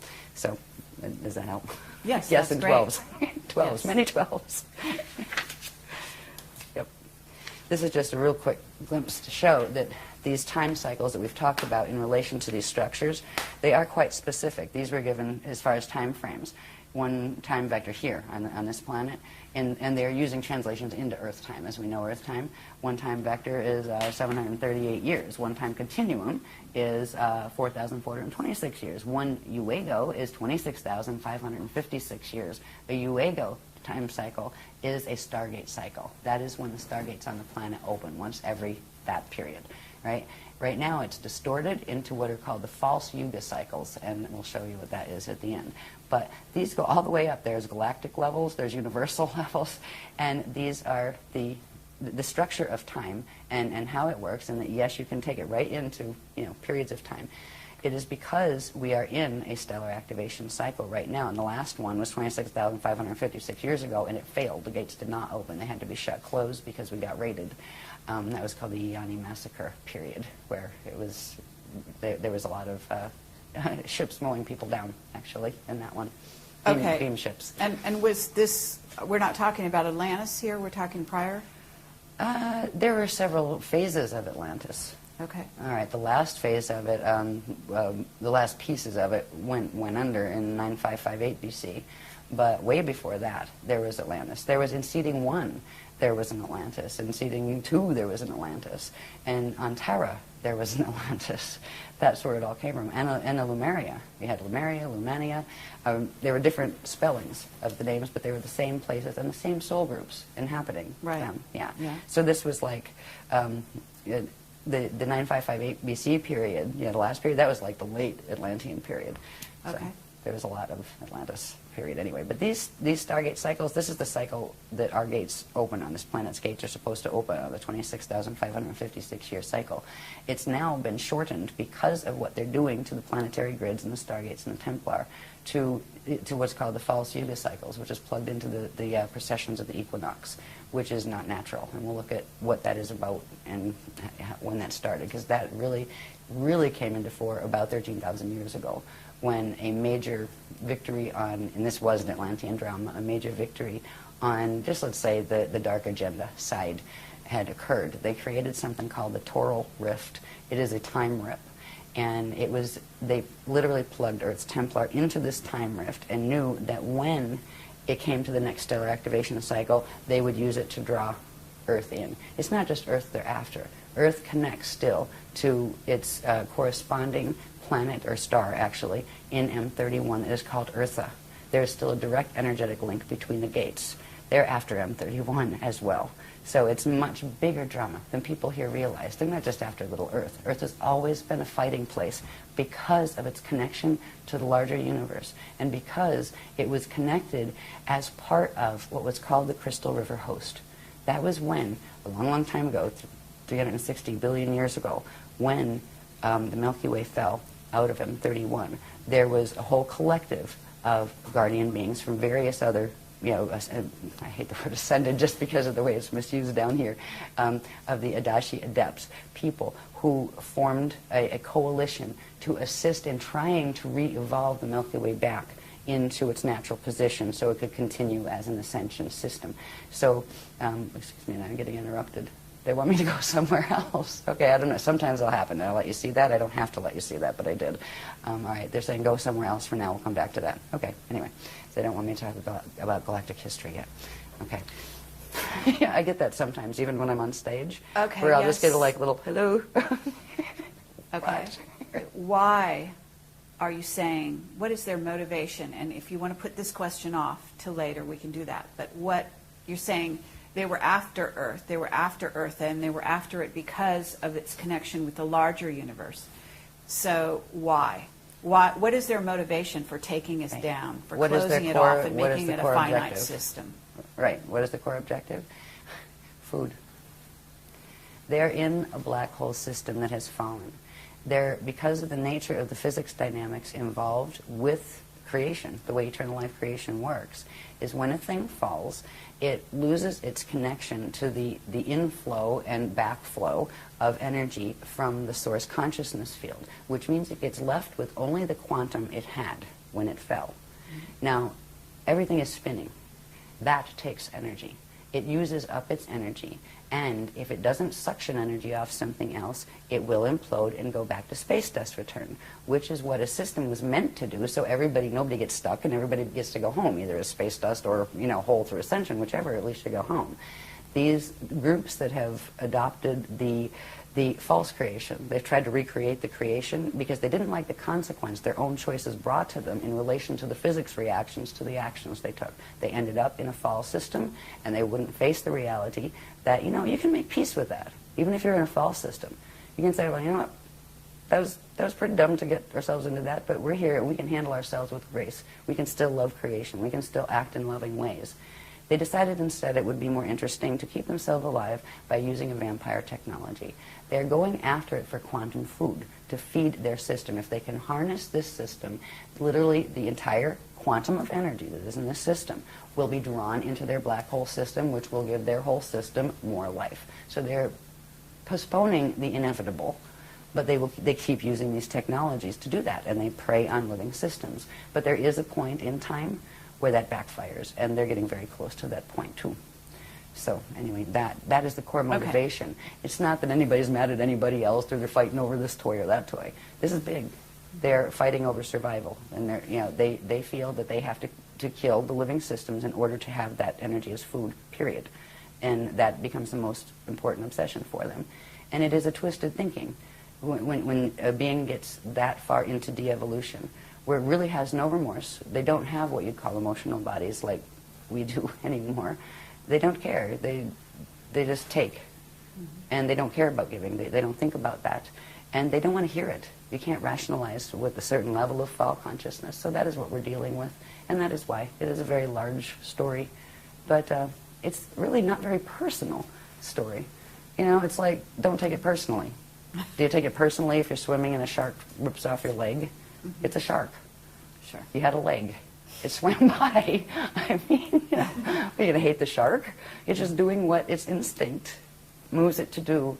And that's kind of like what is happening here. So that's how I've been taught to look at it. And I'm at peace with it. I don't like it, but I'm at peace with it in that regard. But I will stand for the things that, for me, that mean most to me. And I believe in the loving creator God source field, and I believe in being fair to people, and I believe in telling the truth even if it's hard, and I believe in facing the truth even if you'd rather pretend it wasn't there, and dealing with it and taking it forward from there. So anyway, those consciousness don't think like that. But that's what it means for me when I say, you know, we stand in the Christ. That's what it means. It's not fighting with these beings. You know, I mean, you can do that, but they're just engaging your energy anyway. But we do have to stand and work the gates here. Somebody has got to take care of the remaining gate potentials here so that consciousness can evacuate out within the next 200 years that is going on the upward swing. So, is that good enough? Okay, yeah. Very good. Tangents. So this is just showing the time, like there are literal translations into Earth time. And this would apply, like you could go sit on Venus or something, and then you could translate them into Venus time, which would be different because time has to do with how fast things spin and all of that. You know, like, yeah, never mind. Physics of you know, how long your day is and your sidereal time and all that crazy stuff that I don't like. With all the structures and processes that we've learned that have to do with that structure of the spirit body and its hara centers, which are the probability structures that at certain periods pull in, right? And that's an ascension cycle when they actually pull in, and then a new creation comes back out. There are ways to track those cycles. There are ways to track from the point of conception onward how your body grows in cycles. And there are also ways to track an evacuation cycle, and they all can use this diagram. This diagram has to do with octants and specific ways the energy is divided up and within those structures that we've looked at. And this is just showing, it's called the loadout schedule from 2008 to 333 AD cycle. Now, it doesn't mean we get this, the gates are going to be open here till 333 AD. They're going to close over here in 2230. That is when the gate systems here close. But this is actually showing that, okay, once you get through here, there's certain stages. We made it through what was called the Kalihara celebration. We called it a celebration at the time after certain things happened in 2007. As we moved into 2008, if we did not hit on this planet a certain level of core vibration, we would have gone into fall right there. We would not have been able to hold a host. All the gates would have shut except the fall gates, and we would have all been stuck, and it would have, well, we'd all been extinct in 2012. That was the other side's plan. But we did make the vibration for the Kalihara, which allowed us to pick up into the host, which is called the Crystal River host. This has to do with a stream of energy currents that are coming in from a matrix that I'll show you later on the maps that are the high level of the Guardian Alliance. They're like the ones that wrote the books originally. They're like the small layers from our matrix. These are massive Messianic beings, and that means they're the eternal life beings, the ones who've gone through the Adashi return cycles, and so they're. Anyway, we were able to pick up the host, the planet was, where it could anchor those frequencies as long as there was somebody here to anchor it, and that is what our groups have been doing. We are, I mean, our bodies are energy. Everybody's bodies are energy. And we're all anchoring something. And right now, the planet, most of it is anchoring the Metatronic currents. And there's a few people that just because they happen to have the DNA codes that they are connected with the crystal and don't know it, are just going about their little lives, but anchoring it, the good currents anyway. But there are, I'm not aware of any other groups that are working at all with the Christic energies as far as the grid works they're doing. So we go around and we do grid work, and very specific grid work. You see these type of diagrams? Well, when we go to do like grid work someplace, we know what a vortice is, right? We know where to go. We know this information. We don't just go play like a planetary guardian like a lot of people do, unfortunately. Mm-hmm. People that are inadvertently anchoring the negative currents and opening gate sites on the the wormhole codes because they don't know, because nobody taught them the difference between them. So anyway, we made this into this cycle, and this is good because if we didn't, it would have been all over in 2012. But we passed the Kalihara cycle. We're in this cycle period right here, right now, which we haven't come to the center point yet. That'll be 2027 when we hit this point in the cycle. There are certain energy changes that take place here, certain accretion cycles. Now, that means energy coming in cycles, right? These are accretion cycles where energy pulls in to a certain point. There are certain things that happen in each of these stages. So we are right here in this stage. This is the first stage of what's called the Kali Krista cycle. This is, what do they call this one? The Barda phase. And then over here, there's the Masha phase, I believe, and that's where you get the Mashayana word from. And the word Messiah was twisted from that word, the Mashayana word, in the ancient Atlantean teachings. That's an Anahazi word having to do with this cycle. And it's related. Is it related somewhat to Mahayana, Mahabharata? Yes. Very much. In fact, a lot of the Mahabharata texts were some of the remnants that had come up from the Mahabharata texts that were the translations of the CDB plates much earlier. Yeah. So anyway, we have to this point. When we get over here, that is 2047. I don't have it marked on this one, but this would be the point in this cycle. It would be 2047, and this is where something called an infold happens. Where when we go back to remembering the vector line with the hara bodies on it, right? And at certain points they pull into the center and then come back out again. That is going to occur with the energy systems literally in the parts of this galaxy that can hold the host, including Earth, including our own fields. So right now we're making it through this part of the cycle. There's certain changes that will happen here. This is a point, that middle point, during which something called the Bardo chambers open.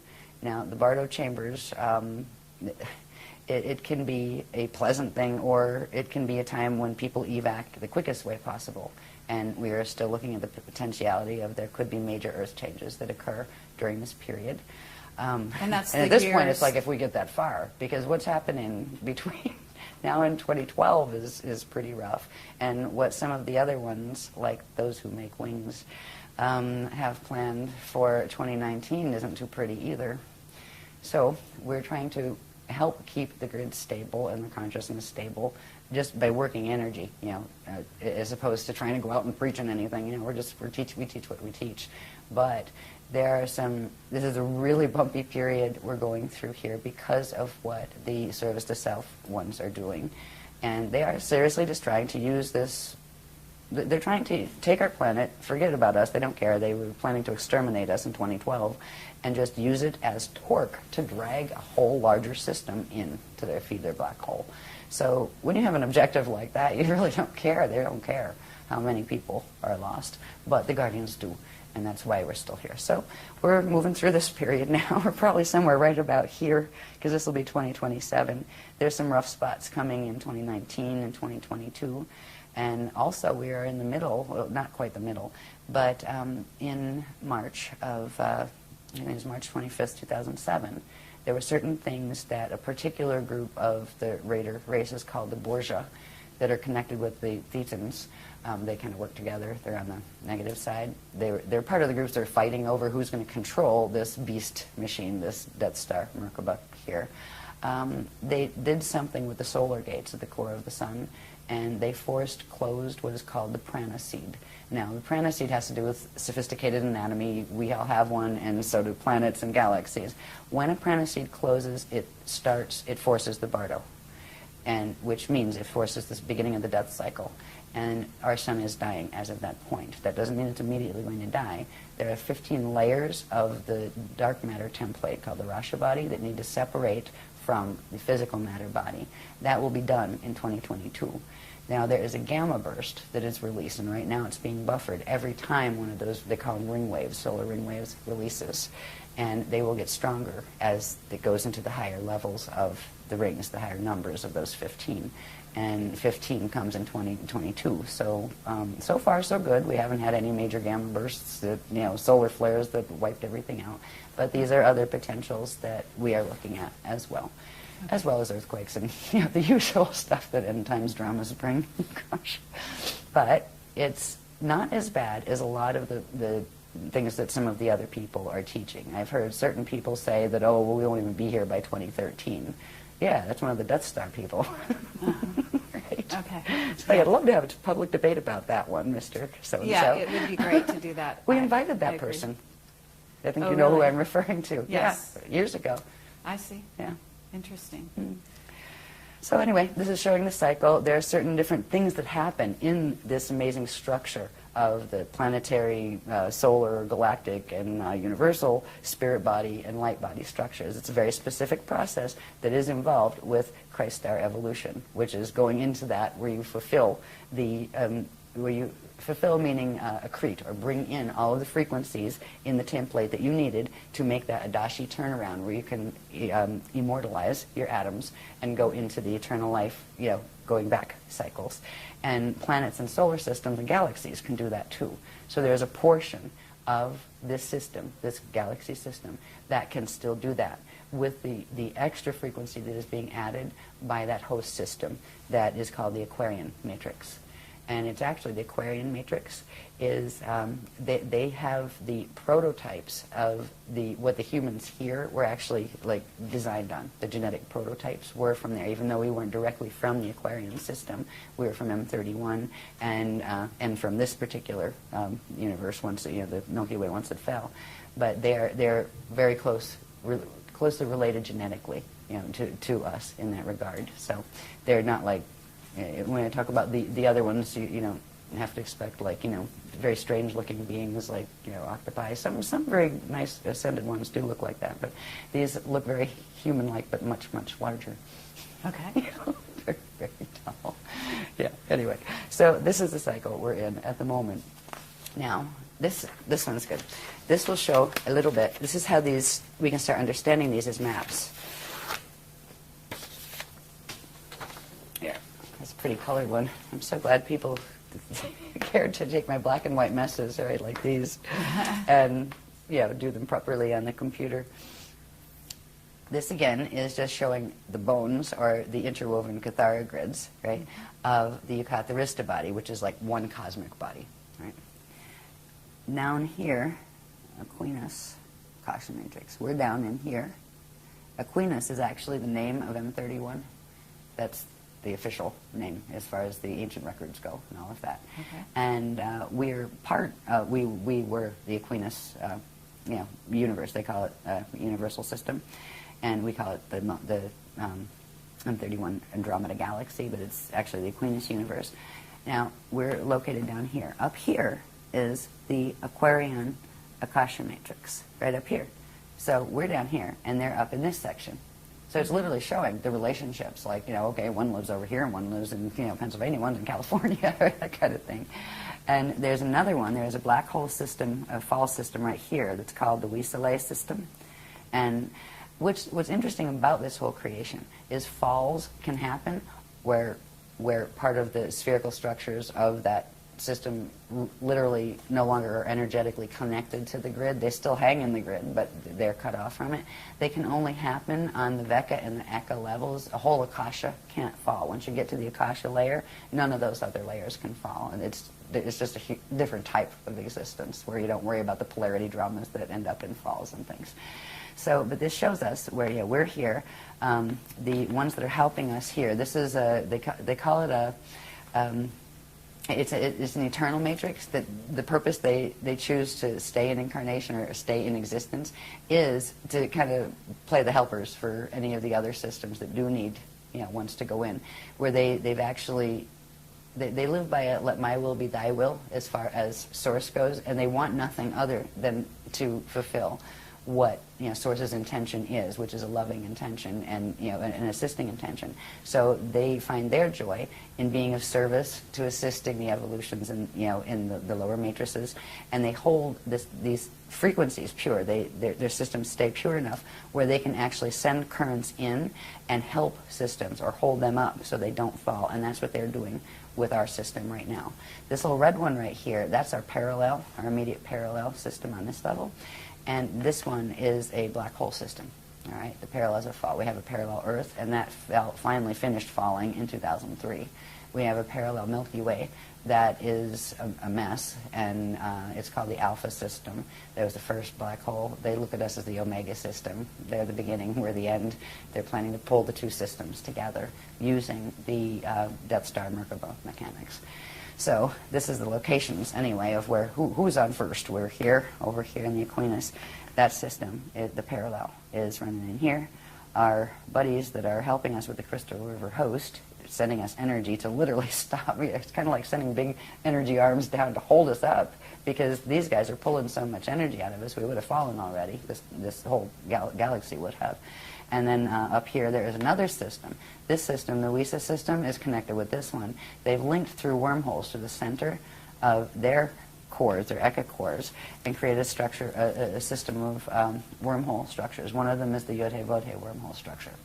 And any channelings and stuff coming from that stuff, it's coming right out of Wisale and that kind of stuff, and it is a false system. So there's the trickery that is going on here is heartbreaking. It okay, can you is. talk at all about the dimensional aspects of this? Because certain of these systems aren't in certain dimensions?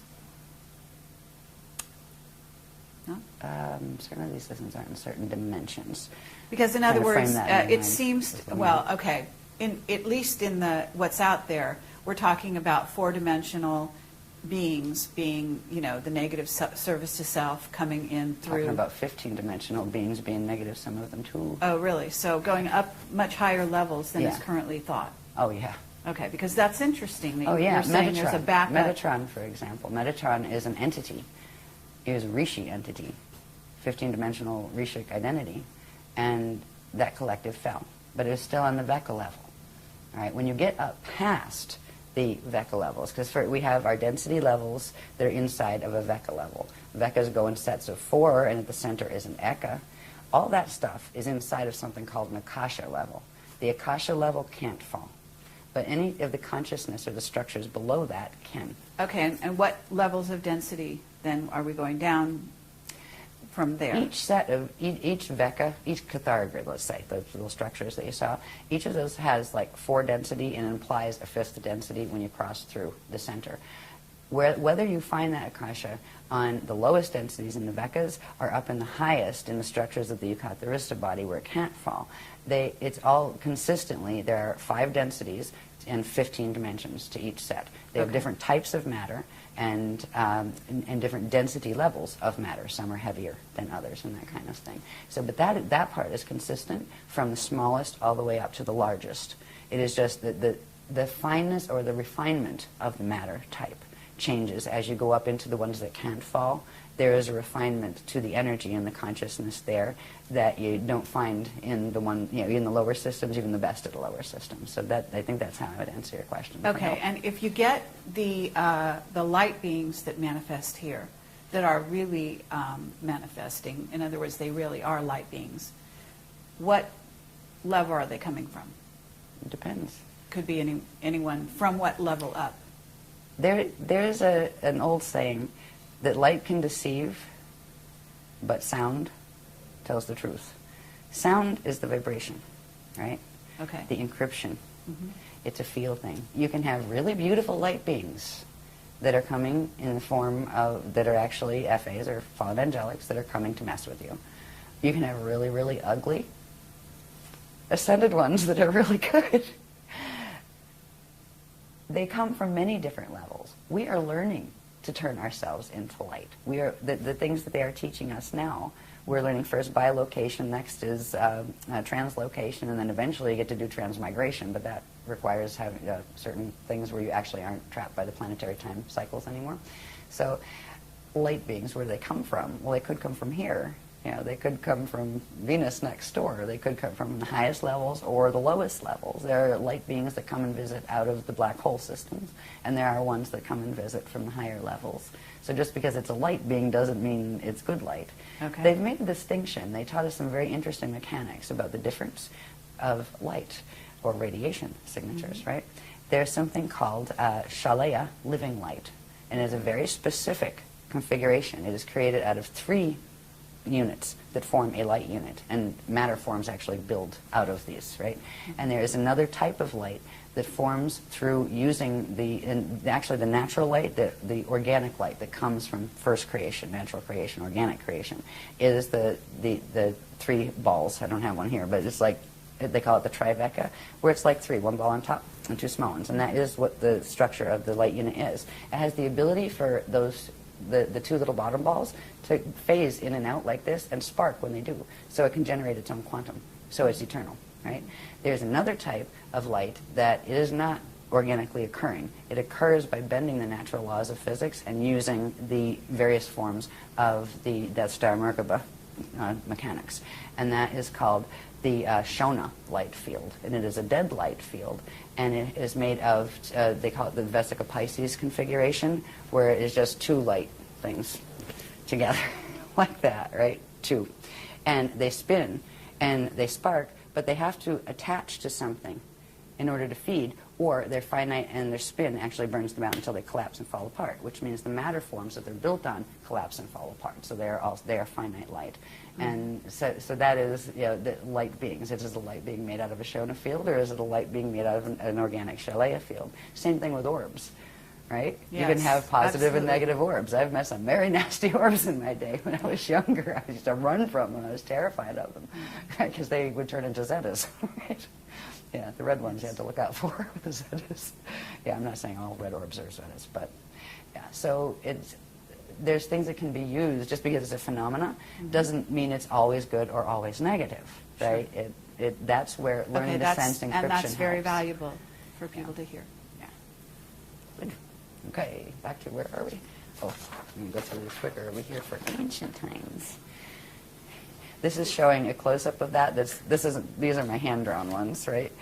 Which, in certain ways, I can read them better, probably because I drew them. But they're much prettier when they're done on the computer. This is showing that same thing. It just happens to be tilted the way I drew it first, right? That's that same thing that was up the top before. And this is showing right here where our Vecca system is, right here. But this here is pulling it out so you can look at it a little more closely. Instead of just having the natural Cathara grid structure, right, which is the bones that our sphere there would be built on, there's this tilt, right? The bones are here. The natural Cathara grid, that's the Aquinas matrix, which is M31 Andromeda. And this is the Milky Way. Now, we're still energetically connected through Earth, right to, if you notice, there's numbers on these little centers. They're called Cathara centers. Through number 3 on the Andromeda, or the M31 grid, and number 3 Earth on this grid. They are connected. That is the link that has been holding the Milky Way connected to Andromeda. And if the host mission was to try to help the Milky Way evolve back into its natural position, because if something gets stuck like that, eventually it'll fall and be off the grids, where it will become finite until it burns out as quantum. So there's always rescue missions that try to bring something back. Earth has been a place of, and so was Tara before Earth became Earth down here. There was a star here called Ashayana, and that is actually the host star. The fragments of Terra were put in to begin this solar system down here in density 1. That's described a bit in Voyagers. But this is showing the offset, where this is the, say this is the north axis of M31. This is Milky Ways. They're off tilt with each other. And that actually creates distance in space-time. A couple million light years. What is it, 200 million? I forget. I used to know anyway. But so that's just showing in these maps. Now, you can see that just a little bit closer when you bring it in, just that little part. That shows those misalignments where this was the natural structure, and that's the structure of the M31 Andromeda galaxy's core template, right? And these are the 12 main stargates in that universe, by the way. This is our Milky Way system, and right here on the number 3 gate, that is where they are still connected. Right? These others, there's a whole set of these that show the black hole system. It's called the Procyon black hole, and it's a mess. I mean, it's just, you can see the dynamics of how it works and the energy twists and stuff. But I'm not going into that on this one, on this particular presentation, because it takes forever. But they're just showing the offset. So, and what this translates into is that distance that we're seeing between M31 galaxy and the Milky Way galaxy. But they are one, and that is our home system. And if we are going to ascend out of the vector matrices, we have to ascend through there. Anything in this matrix has to go out through where it came in from because of the encryption that you carry. You will carry the encryption of the gates you came out of, so you need to use them to go back, in the Adashi returns. So anyway, that's some of that. Anything more here? Yes, this just gives an idea of how this, when you put the probability, the Hara bodies, right, that form the probability sets. And if you see, look in here, we had a whole bunch of these, and bless Willa, her and Bob typeset them all the little numbers, so you know which lines, because this becomes important. We actually use drum codes to bring in very specific frequencies by using the numerical coordinates that go with the specific systems we're trying to bring the energy in from to bounce out the ones from the black hole systems that are coming in. I mean, it's quite sophisticated, the technologies they're showing us to use. Oh, okay, we're all learning how to beat on drums, right? You can't beat on it, stomp on the ground, right? You're an energy system, stomp, get the vibration in. But this is showing us the same thing that we were looking at before, where it shows the Eucharista map, right? And we're over here. But now it's showing the probability systems that we're in. So where our little Cathara grid is, there's actually every one of these has a system that looks just like this, but a smaller one, right? And then every one of these inside of that has that. So you have all of these probability systems on each level. And you have what, at a certain point, you'll see there are ones that are the metagalactic level. And the metagalactic level is where we're having issues with the parallel metagalaxy that goes down into the galaxy, and the black holes link in the center. And that's where, on our parallel, what's called our parallel Vecca, we are in Vecca 5, and they are in Vecca 2. That would be our parallel. They're at 90 degrees. They're actually pulling our system in. So this is just another way of looking at it, but showing not just the bones, but also showing the many, many layers, the wheels within wheels, the spheres within spheres. And these are all probability fields that interact with each other and pass through each other. So there are gate systems between all of these organic ones, and now there's wormholes that don't belong there too. So it's a really big story. No doubt about it. Right? Sometimes I just go, yeah. This is just a simple one after you saw just a little bit. And like, these are very detailed. Like we tend to, I think everybody carries little magnifying glasses around with them at this point for any of the chart facts that come out at workshops. Because all of these are actually numbers that mean something and words that mean something, right? But you usually need like, micro lens to read it. But this is showing a close-up of the section of that map that we just saw that corresponds to our galaxy. And it's showing how these can be translated. These locations can be translated into, like, where is the Milky Way core, okay? If we go and find Milky Way, this is something like in the science books, right? The local group of galaxies. We got the Milky Way here, we got M31 up here, right? These are those two that used to be together. This is what science already knows by, studying space and the way they study it. The core of Milky Way, they already know, has a black hole in the center of it. The core of Milky Way's black hole would be right here. M31 is right here, and we're in this twisted down offset here in these spheres. So you can literally find us in the maps. And this is how the Adashi masters, they will not use words like time lords and that kind of stuff. They hate that power thing because it's a twist on power. The Lord concept, where, Lord and Master, so above. They really just don't come from there. They are adepts. They are adept at what they do. Yes, they have achieved Christ's star ascension. But anyway, they use these. These are their coordinate maps. And you know how they use them? Once you get to the point where you ascend, you simply visualize it. It runs the encryption through your field, bang, zoom, you're gone, you're there. Speed of thought. And that's what So full there's a attention purpose is. behind showing this, in other Yes. words, such that the individuals that see it can then begin to internalize the maps themselves and then Yes. start, because there's It will going help. to be... It will bring back their own ancient awareness Activating of their these memories. things. Yes, that's Yeah. why the Guardians wanted to be able to show. Okay. That's why we use tons of graphs every time we have a workshop. Okay. Yeah, but it helps. I mean, if you can read them forever and kind of go, oh, okay, I kind of get that. We tell people, don't worry about it. Just watch the sequence, and often it is the sequence. Because they'll show this graph, then they'll show this, and they create a wave, an activation wave. That if you have the codes that correspond to this in you, if you don't, it won't affect you at all. You say, oh, whatever, right? But you will start to. It will help you wake up to to the ancient knowledge if you Okay, carry and it. is there a correspondence in some of the crop circles? Yes, to both sides. Yes. Yeah. Some of them are very not friendly, and some of them are. I remember we were really thrilled when the Guardians actually said, that's ours. There was only one. There's one. It was a number of years ago, but we actually have a picture of it on one of the covers of our Templar manual thing. Yeah. Where is that? Milk Hill on that one? Yeah. There in England. Give me this. Oh, this is just showing you, and I talked about the overlap between us and our parallel. Okay? We're back in these maps again. These are called the probability maps. When we look at them with just the balls, without the And bones. when you're calling them probabilities, are you saying that, in other words, that means that certain things could change within these maps? It Certain means areas that could activate, certain other places could close down? Yes and no. Yes, but within a parameter. Okay. Within a set parameter. After a certain set of things occur, a probability locks in. Okay. And then whatever's in that probability must follow through to whatever the natural next point is. Okay. And that's what we've been stuck in. We've actually been stuck in this probability system on Earth for ages now, for many And what you're 100,000 saying years is the longer than we should probability have. system here locked in, and that's why they're doing a 200-year evac, as you call it. The probability locked in when the solar core closed, the sun is dying.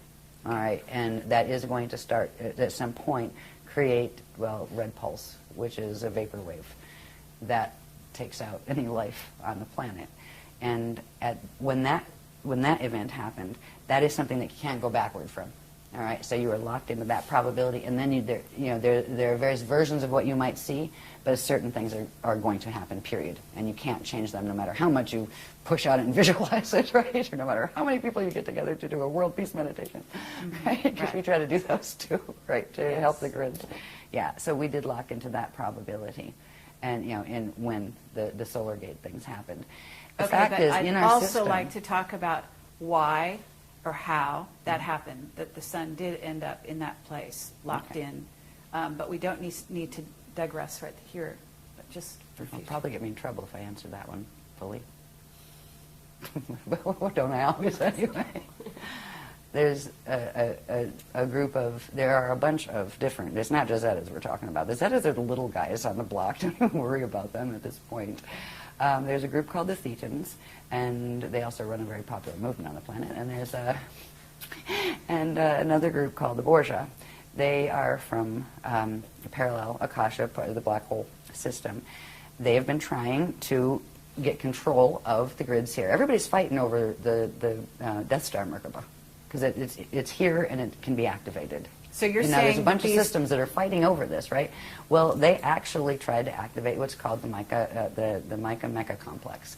The Mica Mecha complex is a set. Mica is on parallel Earth, and the Mecha complex is here, and it is a set of wormholes that connect in through the Thetan grids. There's like certain implants here that the Thetans put in. So they actually tried to blast through to activate that and take it away from the other groups, FA groups, who were actually activating it. And it overloaded the solar core, and that creates a spasm. And when a Prana Seed spasms, it locks. And when it locks, it cuts the connection to the natural breathing that would happen between it and its dark matter template. And that is when Bardo starts. And the sun entered its Bardo cycle when that occurred. And it was grid wars. If you want to chalk it up to one thing, grid wars, again. This is stuff that is happening not because nature had it happen or God had it happen. No. This is because people are acting like crazies in this universe. They are. They're just like so far gone in the don't get it anymore that, we all came from the same place, that we're supposed to work together peacefully, and this crew just doesn't get it. The ones dealing with these particular Okay, but are you levels talking mechanics. about, when you say Thetans and other groups, are you talking about off-planet beings that have come here, that are here? Maybe, are they physically incarnating? Yeah. Are they taking over bodies, that sort of thing? Yes, those two. Yeah. And then also, what about the ships that we've been seeing near the sun? What are they trying to do? Depends on which ones they are. I think you Okay. have various ones up there. Okay. But I just is got there- ours aren't up there. I mean- It's just, our Guardian said they're not theirs. Okay, Right? but if they're there, in other words, if the sun is basically locked into this, then what would be the purpose of having ships there at this time? Okay, and it's got 2012, 2012, 2012. There's an alignment that's occurring in 2012 that has to do with the solar core. And whether or not its Prana Seed is working, the alignment occurs because it doesn't involve the Rasha body or the dark matter template. They just said it has to do with 2012. I wonder if this has to do with what this workshop's about. See, every workshop they reveal another level of something, and this time they're revealing stuff about what they're calling the ancient arrow sites, the 12 plus 24 ancient arrow sites that the Guardians are activating this weekend. Okay. Yeah. Well, We'll know about it Monday. that brings us into the wing mech material, and we want to address that as well at some point. That's a better point after Monday, because that's what they're going to talk about in this Okay, workshop. well, there's a and I didn't know synchronicity they haven't mentioned it since Voyages was written. Mm-hmm. And I was just like, looked at some of the pictures, felt the encryption, going, oh boy, it's that stuff. Okay, pretty, but right? No, thank you. Some of it's all right, but some of it has that twist to it. But all of a sudden, I mean, what is the name of it? I don't have the thing here. It was a really funny title. No. they called the workshop the what is it? The makers of wings and other things. Yeah. Okay. Yeah, and it's not just about that. And it's not the people that are involved with the wing makers site. These people are well-meaning people, and it's fascinating. They're trying to figure out what it is. Sure. But it's the particular group of the ETs that they're dealing with. These are a group of Nephilim. All right, they're called the Cortium, and they are part what is called the Necromaton Andromi hybrid with Jehovian Anunnaki. All right, the Necromaton Andromi are known as the Beetle people. All right, they had a lot to do with ancient Egypt and stuff. Yeah, and scarab worship and things, because their home form looks like that. Anyway, stop. Okay, just got anyways. Okay. Talk about wing makers later. Okay. Okay. But I don't want to offend any of the wing makers people. I'm sure they mean well. But what we didn't know is, so they're saying, okay, we're going to do wing makers, so I have to go look up a little bit on it and say, what is this stuff anyway? And it's, all the sites I saw have the same story, and I have about a 4-second attention span when it comes to stuff I'm really not interested in anyway, unless the beloveds tell me I have to read it. And there's nothing there that said anything except, there might be a few other sites. There might be 7. The Guardian said they're the 7 broken arrows. We'll call them the ancient arrow sites, all of them. They're our sites. They were our sites. There are 7 of them that have been compromised, but there are 12 primary plus 24. So we're going to learn about what they are in this workshop. It's news to me, but I have a feeling they're connected to the Spanner gates, the Navajo gates. I just have a feeling. They're the one set of gates they haven't revealed the locations for, except for one. So you're They talking revealed about Spanner 24, and that corresponds to the 24 DNA and... the 24 strands of DNA. Yeah.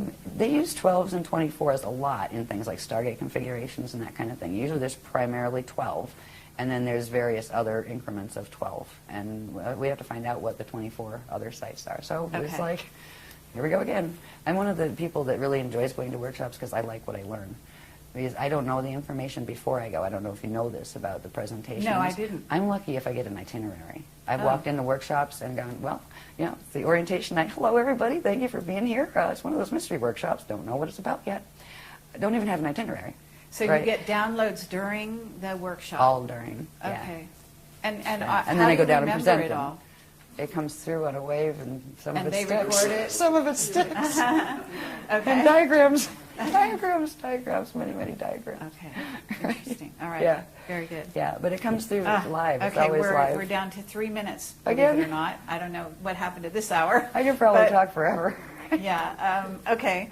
What we found neat about these is the fact that, first of all, it was in direct response to the techniques that the guardians said to do. And they didn't let us know the first time, right? They said, just do these projection techniques and things. And it was a big surprise, right? And then they told us the calling, how to actually call them, and they showed up again. And they are the intricate ones and that kind of stuff. But it wasn't just like one person with a camera.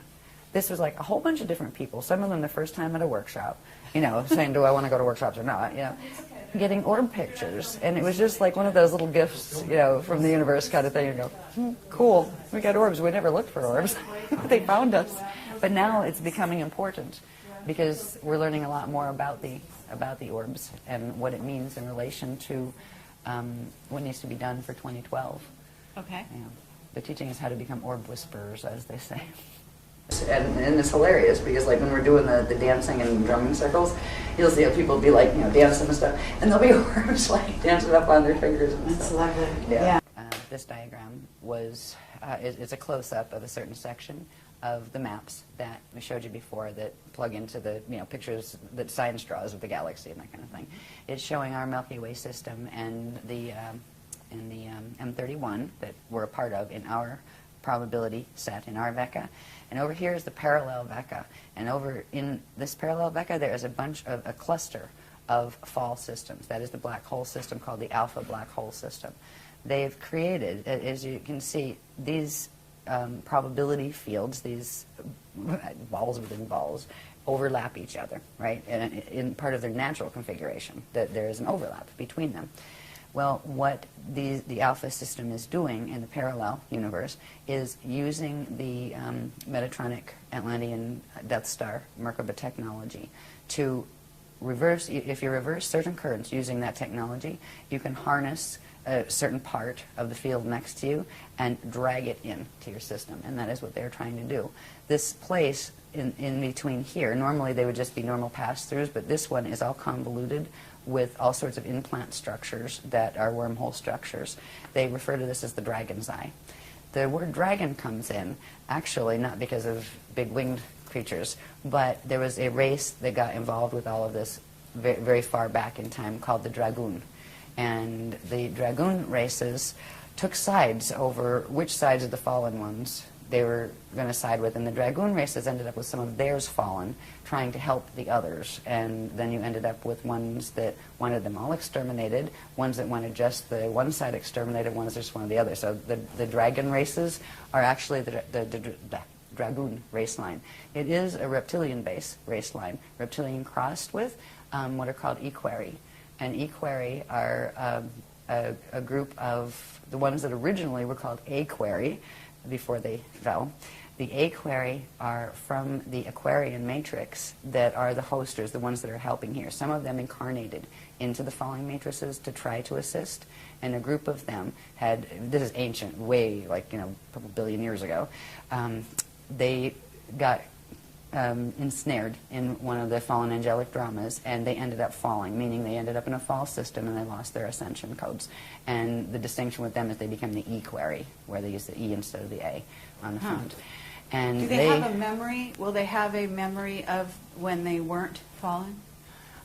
It depends on the fall, honestly. It depends on, because the blank slate technology, when this thing does its whole thing, it just completely wipes you clean, where you don't remember anything. You wake up and it's like, yeah, just born here. What am I? Who am I? Where am I? That kind of thing. There are, because that happens when the transition of that fall occurs, because there is a final point of transition when the Death Star Merkaba activates and literally rips you apart and drags you into another field and then kind of assembles you in a facsimile on the other side. There are almost like time capsules that they leave for themselves, so they can refine the memory, and when you refine it and discover it somewhere else, it puts that memory back in. So they will get a facsimile of the memory that, you know, that they would have had otherwise. But the fall codes, once the Metatronic activations in a body have taken place to where those Merkaba fields have activated to a 55 spin or higher, 55 or higher, there's no turning back for the gene code at that point. The consciousness is trapped in that body, and the only way out is a hosted bardo, which means when the body does its natural death thing, it would need help, the consciousness, just getting out of that body, and it would have to go through a rehabilitation process of that Kali Rama path of step back. and have to come back out and reincarnate into the Matrix again to, to try to get back into the ascension thing. So. Okay, and I'm also going to ask you at some point about what are beings that are like artificial intelligence, but they are not, they don't incarnate. They're, in essence, clones without souls, without, you understand where I'm going with that? I think so. So because we understand that the dark side is using a lot of those, and actually, sorry to bring this up, but the Wingmaker material talks specifically about a race of, in essence, they call them robots, which are, you could be calling them androids, whatever, that are actually, according to that material, we're on the way here. So, at some point, I'd like to address where those They're beings, already here, first of all. Okay. Go ahead. If you had to pick between the two, the Cordium and those guys, yes, you'd probably want to pick those guys, not the Cordium. Okay. Both of them, one's as bad as the other as far as their intentions and what they're up to. But yes, there are a lot of different races who have gone in that direction in an attempt to preserve their finite lifespans, where they started with transferring consciousness from an old and dying body into a new cloned body, cloned off their own, just make another copy. But the copies get weirder and changed every time, just like a photocopier copy, a copy of a copy of a copy, and eventually it's like, what is that? Right. Well, there are races like that. Some of them are already here. As far as invading, I think they're watching too much Caprica. But, yeah, seriously. Because in the beginning, that's how it started, before the Galactica series. That's actually something that is, they're showing some of this drama in those series on TV. But as far as, we've not been, our team has not been warned about anything like that, as far as worrying about that being a problem. Okay. It's like, if it is, it's small compared to the rest of the things that are on the plate right now. Okay. Because it's not going to matter much if anybody invades if it rolls in 2012, right, the planet, right? It's not going to matter much then, because that would wipe out life here. It's not going to roll, though. Right. It would have if the intervention wasn't given, like pole tilt roll. I understand. Okay, so, and we can also talk about that. We can talk about, in other words, what was planned in terms of, are you talking about a pole reversal? Are you talking about a pole shift in which the planet itself would roll? Crust spin. I'm sorry? Crust spin. Crust spin, yeah. And that was planned for 2012, apparently. And you're saying it's been stopped? Postponed. Postponed, yeah, until 2027, is it? 22s? No, that's 2230. 2230, yeah. Okay. And then what's going to happen instead? We'll talk about that when we get through these pictures, because these pictures will help understand what we're walking into in the first place, or what we're walking around on in the first place. And once we can understand that, then we can talk about, okay, what do you do about that? Especially when they're going to try to activate it and make all of this stuff happen in 2012. There are certain things. I mean, we have really strange titles to some of our workshops. We've got Mirror in the Sky. We've got Orb Fest here. I mean, but they all mean something. There are very specialized grid dynamics that we are being taught, so we can anchor the frequencies here of the things that are actually creating buffer fields for some of this. And it's actually the fields that we're helping the Guardians to anchor. And they'd be able to anchor it alone if they were here, but you need an anchoring rod. And that's what our shield, we call it a shield, the group shield, anchors here the frequencies they send in, and they're actually giving a counter pull, so their 55 activation on the Merkaba can't go all the way in 2012. Because if it did, it would spin something called the planetary rods, and we'll see what they are in a little bit. We have a rod and a staff. Actually, we have two rods and a staff on the planet, and they are key energetic configurations that have to do with vortices and things like that. Okay. And they have made by moving the rods before, they have, well, they moved it from like Pangea to whatever the next stage was to the next stage. It breaks the crust, and it shifts it depending on what ways you pull the rods. And you have extinctions and things happen on the surface when they do that. They're planning to move the rods again in 2012, and we're not the little people on the ground. We're just helping the Guardians to anchor it, but the Guardians are going to stop that temporarily. They can't prevent it, but they can hold it off long enough to when the gates close. When the gates close, they have to pull their energy out. When they pull their energy out, that Merkaba is going to activate. You know, the Mediterranean Merkaba the Death Star will activate on this planet, or what's left of the planet by then. So that's why evacuation Okay, can be and a good that thing. is sparking more questions, but I'm going to let you go on. Okay. Right. Okay, anyway, so that was the dragons. I just wanted to show you about that. That's in between our universe, which is really they call it the metagalaxy. It's our metagalaxy, Milky Way, and M31, and the parallel. And it's the parallel is the alpha system that has the black hole systems there that have wormholed their way through into our system that are trying to pull our system down as quantum food. Okay. Okay, yeah, great. Next one. Mm-hmm. Go on quick, right? This one is Yeah. It gets into the interesting stuff now, a little closer to home, because we kind of started high in structure, right? Now we're working down. All right. Now, so we went from the galactic level, metagalactic level. Let's go down to the solar system level. This diagram shows the natural structure of an organic living solar system. Notice everybody has this little funny shape called, it looks like a Star of David or six-pointed star. That is a Merkaba star. All right. It implies a Merkaba field, which would be a three-dimensional, star tetrahedronal field around them. All right. And there would be, they come in sets of 12 planets. They have specific relationships, ratios, and sizes in relation to each other and in relation to their center sun. Every one of them have gates in the center. Every one of them has a central staff of energy that it rotates around. And it has two rods, one coming out, well, the rod comes out this way, and then the chamber comes out front to back. Right? The sun would have the same thing. They all have their north pointing up and their south pointing down, right? Mm-hmm. They each spin on their axis at a reciprocal rate to each other, and their rods and chambers pass through each other and spark, because the rods can be very, very long energetically. So even though the stars and the planets may be long distances apart, the energy fields that their rods and are sending would interface, and when they interface, they spark and they generate quantum. And there are certain periods in the natural breathing cycle, or expansion and contraction of energy cycle, where there's these wonderful arches that take place between the sun and the tops of its planets, and then the planets and the bottom of the sun. It's called the solar symbiosis cycle, and it's a natural living structure of a living solar system. And it generates its own quantum, and it expands and contracts, and all of the planets would have a coronosphere.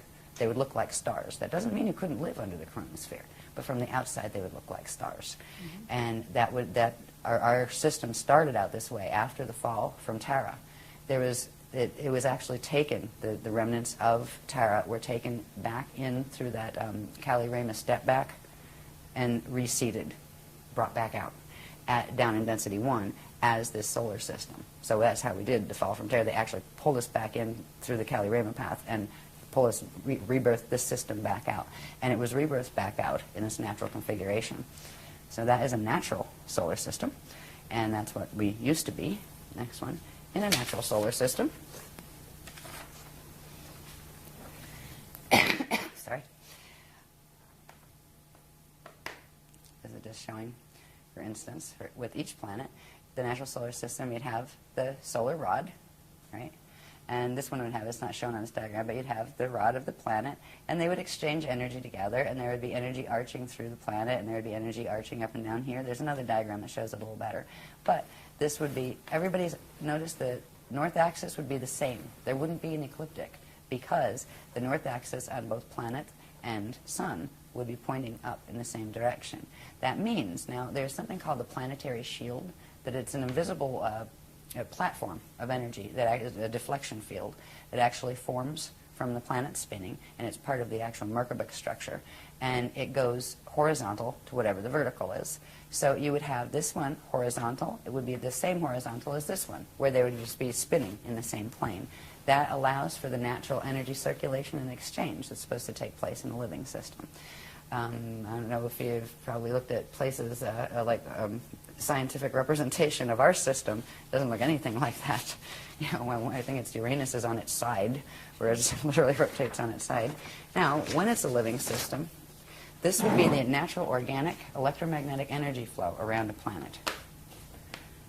This is called the Yanyan flow, and we have half a book, I think, dedicated to these. The Cathara 2-3 manual deals with these heavily, and it shows the formation of them, what they do. You know, these are the natural electromagnetic flows of a living, breathing system that has the capacity to, through its core, interact with other living, breathing systems around it. It's part of the natural structure.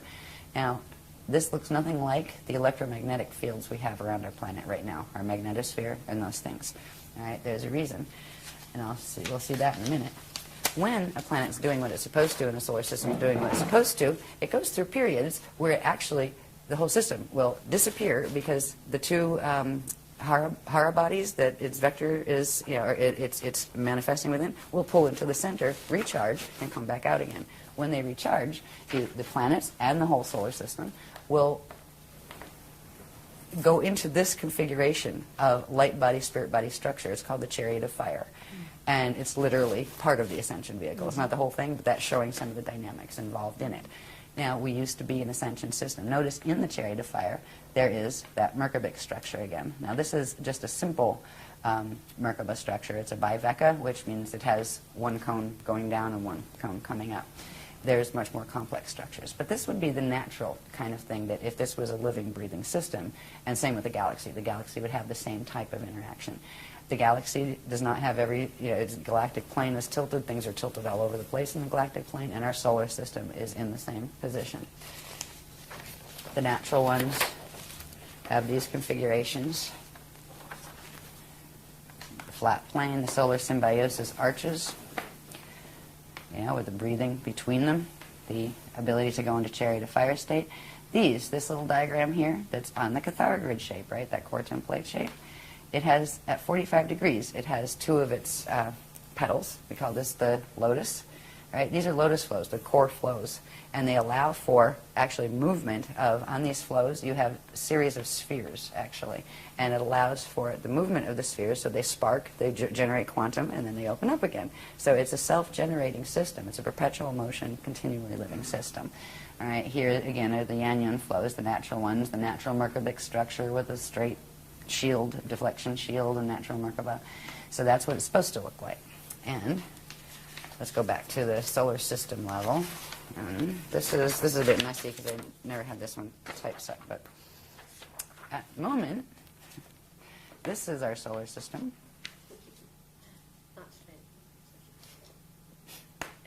In the center there, you have the inner planets, right? We'll look at Earth in a minute as far as how it's sitting in its solar plane that gives us the ecliptic and all of that. This is the Oort cloud that is, out in space around our system. What should have been Nibiru, our 12th planet, not our 10th. It was our 12th planet. I believe Chiron was our 11th, and then Pluto, and then where the asteroid belt is, there was another one called Maldoc, and that exploded. So this is a mess. This solar plane is twisted here where you have Pluto's orbit, right? That's already going wacky out this way. Then you have Nibiru that actually comes in, I forget, I have the date somewhere, every 3,000, 3,600, something like that, years. On the other end of it, there is another, it's an artificial body that was actually created by squashing together fragments of planetoids and things, and partially pieces of the moon as well. This one is called Wormwood, and it was meant to counterbalance the orbit of this, and they go in and out of the density 2, I think, Sirius system. I think that's where they said it was. I have it written down. I haven't done the Nibiru stuff in a long time. But it's literally a cycling machine that was their watchtowers here. And it wasn't just so they could come in and watch us every 3,000 years or, see new information. It was to counterbalance this one. On this one, we have over here, what is the names on here? I haven't looked at these in ages. The Maitreya moon. And up here, I believe, was the Clarion. These were other bodies taken from elsewhere to create this. They literally created this. These are beings that are moving planets. They're moving stars. You're like, we're worried about little grays? Seriously. At this point, whatever, go ahead and abduct me. Jeez, you'll be sorry. I'll fight back this time. No, I'm just kidding. But anyway, the thought of the scale of what is going on here, this is not natural. We don't see this one yet. It was due to come back in, actually, not Nibiru. Nibiru is not due for, I forget, it's like a couple thousand years still. But Wormwood was going to be coming back in. Fortunately, Wormwood in 2003 became Wormwoods because it was shattered. It was going into the orbit of parallel Earth at the time, because the parallel Earth is connected in here, the orbits of that, we'll see later in other stuff. But it was at least shattered, but it is still a massive asteroid belt, or not belt, but mess. And it still potentially can come back in. If it does, it creates total havoc when it comes in. These orbits come in, I believe it's between Mars and Jupiter, I think, is where they pass up. And it causes a bit of havoc on the system. When full rip is allowed, where they come in at a certain level of density, because there's a way they play with the dimensions here where they can bring them in without totally tipping the system, without, you know, totally wiping out the solar system. That's why they've been able to do this cycle before. But when the full gates are open and they allow this in a stellar activation cycle where they're activating the 55 Merkaba, it will actually, these will be used to flip the whole plane and drag it in. And they're literally, I don't know what kind of game you would call this, but they're literally using very advanced physics. So are you saying that they're all artificial bodies? Are you saying that Nibiru or No, Wormwood, that was one of the natural planets. That was stars natural. from this, yeah. Okay. One What about Earth. Wormwood? No, that was created. I think part of it were pieces of the moon and something else. I remember they told us about that a while ago. The moon is not a normal body either. That's artificially created Yes. as well. And because it keeps certain things at certain spin rates that they have to keep in order to keep the vortex connections to the wormholes. And that's why this whole thing is done. That's why our solar system is such a mess, because they were creating wormholes. Okay, what about a brown dwarf? Is there a brown dwarf in there? Possibly. I know there's white dwarfs, like Sirius B. Brown dwarf. It's possible. I would have to ask them. Okay, so the other axis that you've got there are two other planetary bodies. Yeah. What are they called? This one they call the Maitreya moon. Okay. And it was like a long time ago, a number of years ago, that they gave this particular information. So it's probably somewhere back, either like in the writings or on the videos, where they explain, you know, what is Maitreya? You know, where'd that come from? Because some of this stuff they actually dragged in from the parallel system to counterbalance it. Clarion, this one up here, was related to, I think it was a piece of the other one that's, what was that? There's Clarion and there's the other one that was a normal part of here, Chiron. All right, so you have Clarion up here that I think was a piece of Chiron. Chiron used to be one of the normal ones, and I think it was, you had Nibiru, Chiron, it was 11. Chiron used to be 11. But what's called Chiron now got stuffed down in here. Part of it got broken off, became the Clarion thing that they're using up here. And you have one of these controlled by the Wiese-Dex black hole system, which was the Wiese matrix that I had pointed out on those maps. You have Wiese-Dex and Wiese-Drax, and they don't like each other. They're fighting. You have the Anunnaki and the Omicron Draconians. They don't like each other, and they're both fighting. And then you have Wiese-Drax that like the Draconians, and you have the Wiese-Dex that like the Anunnaki. I mean, it's hilarious. It's sad. It's really just sad. But there are a whole bunch of groups on each side of this polarity drama. Then you have the Christians sitting in the middle going, oh boy, you know? Like, we're not fighting with anybody, but what do you do when everybody's hell-bent on destroying each other? Because that's what's been happening down here for eons. So anyway, this is what our solar system looks like up here. This artificial, it's like a wobbling orbit. It's not just our planet that wobbles. There's actually a wobble created in the solar plane itself. It's actually taken the solar plane where it doesn't sit flat in the galactic plane anymore. I think it's around a 45-degree tilt to the galactic plane. And it also created this thing here that through the core, and especially in the closer to the core planets like Earth and the Sun, it has harnessed how fast things spin, which means it's harnessed the time pulse.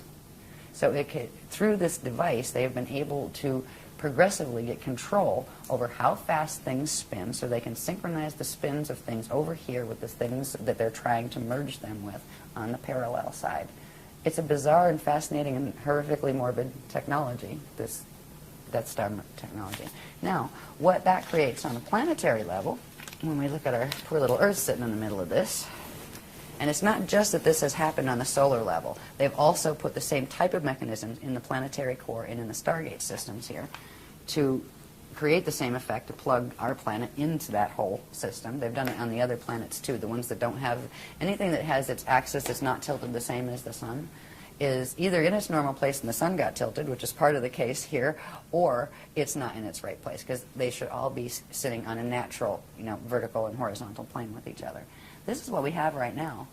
And like the science tells us this is normal and this is natural. Wow, our planet's tilted about 23.5 degrees and it does this cycle called the precession of the equinoxes. And we've got the ecliptic shield, that cuts through.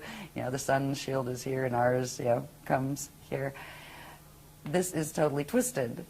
Our planet is tilted. This messes up its entire system. It's not just tilted. This one here shows at least a relatively normal-looking cathara grid inside. There's a whole set of unsacred, not sacred geometries that go with the Death Star Merkaba stuff.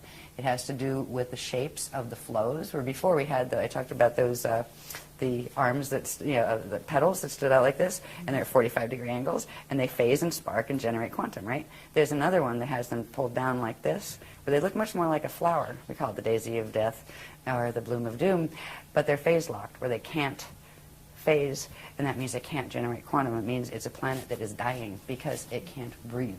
And that's one of the things, and it constricts the cathara grid at the center into something. I think we have one that shows that. What that also does is create a bulge at the equator where it squashes the natural spherical shape down. Hello to Earth. Is there also a correlation with the cross? In other words, the actual symbol of the cross reflecting what is in essence this frozen inability to... Yes, yes, and even more. That has to do with the mutation of natural Shalea light units into forcing them into the Vesica Pisces dead light unit configuration, the sign of the cross. Yeah. The original cross has perfectly equal, and it's called the ruche, and it has perfectly equal. I think the Celtic cross is the closest you get these days as far as symbology. And it fits inside a circle, in other words, because then it's... Yeah, I don't have mine on. Anybody have one on? It's one of our sacred symbols. So this is, right now, we have, this is all part of the mechanics of the Death Star Merkaba technologies. We have the unnatural precession of the equinoxes. This is called the sextant shield. It's actually it's a distortion shield of energy that keeps those vortices spinning at their tilted angle. It keeps us aligned with, we flip between being aligned with Polaris, which we are in that phase now, and flipping back into alignment with Vega. And we just keep cycling back and forth and wobbling back and forth in the precession of the equinoxes, and they're not normal. They just released when was Ireland, November last year? They just released some, October, yeah, they just released some fascinating things about the old pagan rites and stuff, and what this actually has done in its relationship with parallel Earth. This was done for a reason. The cycles of the equinoxes and the solstices have to do with alignments between parallel Earth and here, and between parallel Earth and the center of the Milky Way galaxy, the black hole there. And that's what we're looking at coming up on in 2012. And that's why 2012 was, the Mayans got the word it was going to be the end of times and those kind of things because of the dark road. Yeah, the dark road, all right. So these things, these configurations that we're seeing, the sextant shield is not the natural clock or shield, the natural spin ratio that you would have for the planet on its axis. They actually have been accelerating time for the last 13,000 years to make it faster so it would catch up with the parallel antiparticle universe so they could merge them. And it means our days have gotten shorter, our spin has gotten faster as far as on the planet and that kind of thing. There's other aspects to this that are created by this technology, and all of these go together, right? Like when you see one, it implies the others. Mm-hmm. This is our poison apple. This is the net field. Okay, now part of the poison apple isn't shown here. I'll show that on this one. But this is literally a containment net. It is a Shona, which means that made of biveca light units instead of living light units, containment harness. And this is what the Death Star Merkaba actually creates around a planet, a system, or a body. When you work those Merkaba mechanics, this is what you're creating. It's a torsion field that constantly circles energy in on itself, but does not have a connection to anything outside of itself, except of what it can feed off at its center from its core. And this is there are 3 levels of this that actually move in Earth's atmosphere, and they can literally control. One of them runs through like the magnetosphere area, and actually there's 3 others down from that, so there's really four major layers of this. It controls, it reminds me of that whole thing where we control the vertical, we control the horizontal. Remember that show that used to sit, I think Outer Limits or something used to say that on TV? Well, it's kind of like, yeah, they pretty much do. All of these net systems are plugged into things like the HARP machine. And I'm sure the Hadron Collider has something to do with activating all of these too. I heard they just had their first good test yesterday or something. Yeah, this week. Good timing. Right. Full activation. Yeah. So these net fields are responsible for literally wiping out the DNA. Science has already figured out that DNA is sensitive to a couple of things. It's sensitive to radiation. That can destroy DNA. It's sensitive to magnetism, electromagnetism. You mess with the magnetic field, you mess with the DNA. That, just like it's blocking the natural currents and flows that would normally come into the planet, it does the same thing to the biologies on this planet. This is why we have no memory. It's wiped it right out of the DNA. It's actually still in there. It's in junk DNA. It's in pieces. That's what we're working with the technologies that the Guardians give to reassemble. And it does it through controlling the epigenetic overlay, which is the chemical sheath the science is just learning actually triggers how genes will behave in the DNA. Right? So it's a combination of both. But this is why we have no memory of our race memory or any of that. And this is what is holding the mutation in the body. Right now, our own biofields and the biofields of the life forms on the planet carry all of these same mutations. We carry these, we carry the wobble and vortices, we carry the phase-locked bloom of doom in their flows and all of that. And if we are going to ever get out of here while we have time left where the gates are open, it's amazing the gates are even open or even still usable after all of this, but we need to reverse mutate our bodies. And we have been working for 10 years with that. We've worked through the light body layers. We've worked through the spirit body layers. Now we're into something called the Ajay body layers. That they're kind of, the Ajay body is interesting. It's like a combination between the spirit body and the light body and the atomic body, that once you master that, it allows you to actually do the transfiguration and turn into light. And the first stage of that is called glide, where you learn to bilocate, where you put yourself into orb. And you go elsewhere and bilocate and then come back. But you still leave a body here. The second stage is what we're working on now, is called translocation, where you get to the point where you can do a certain level of transfiguration of a certain quantum of your atoms into light temporarily, so you can go visit elsewhere and take your body with you, but you will still be keyed to the space-time imprint or encryption of this planet until a certain other thing happens, right? So that's called a slide 1.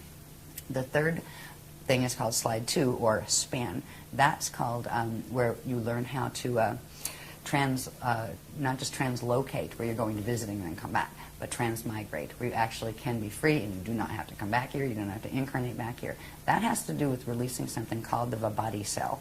That is the donated quantum from the egg and sperm of your parents. That was not your spirit body encryption. That has to be released before you can be freed from the space-time location in which those two things came together. It gets released as what's called Vibhati dust, right? So there's this whole process, anyway, involved with it. While we have this going on, we are literally, the planet is keeping us mutated because the visitors are keeping the planet mutated. And at this point, good luck fixing the planet, because look at the solar system, look at the galaxy. This problem is going on all the way up into the galactic level. And there's a certain point where the quantum that is going down is larger than the quantum that can pull it back. And that is what's occurring, and that's why there's 200 years left on the gates, as far as 200 years Earth time.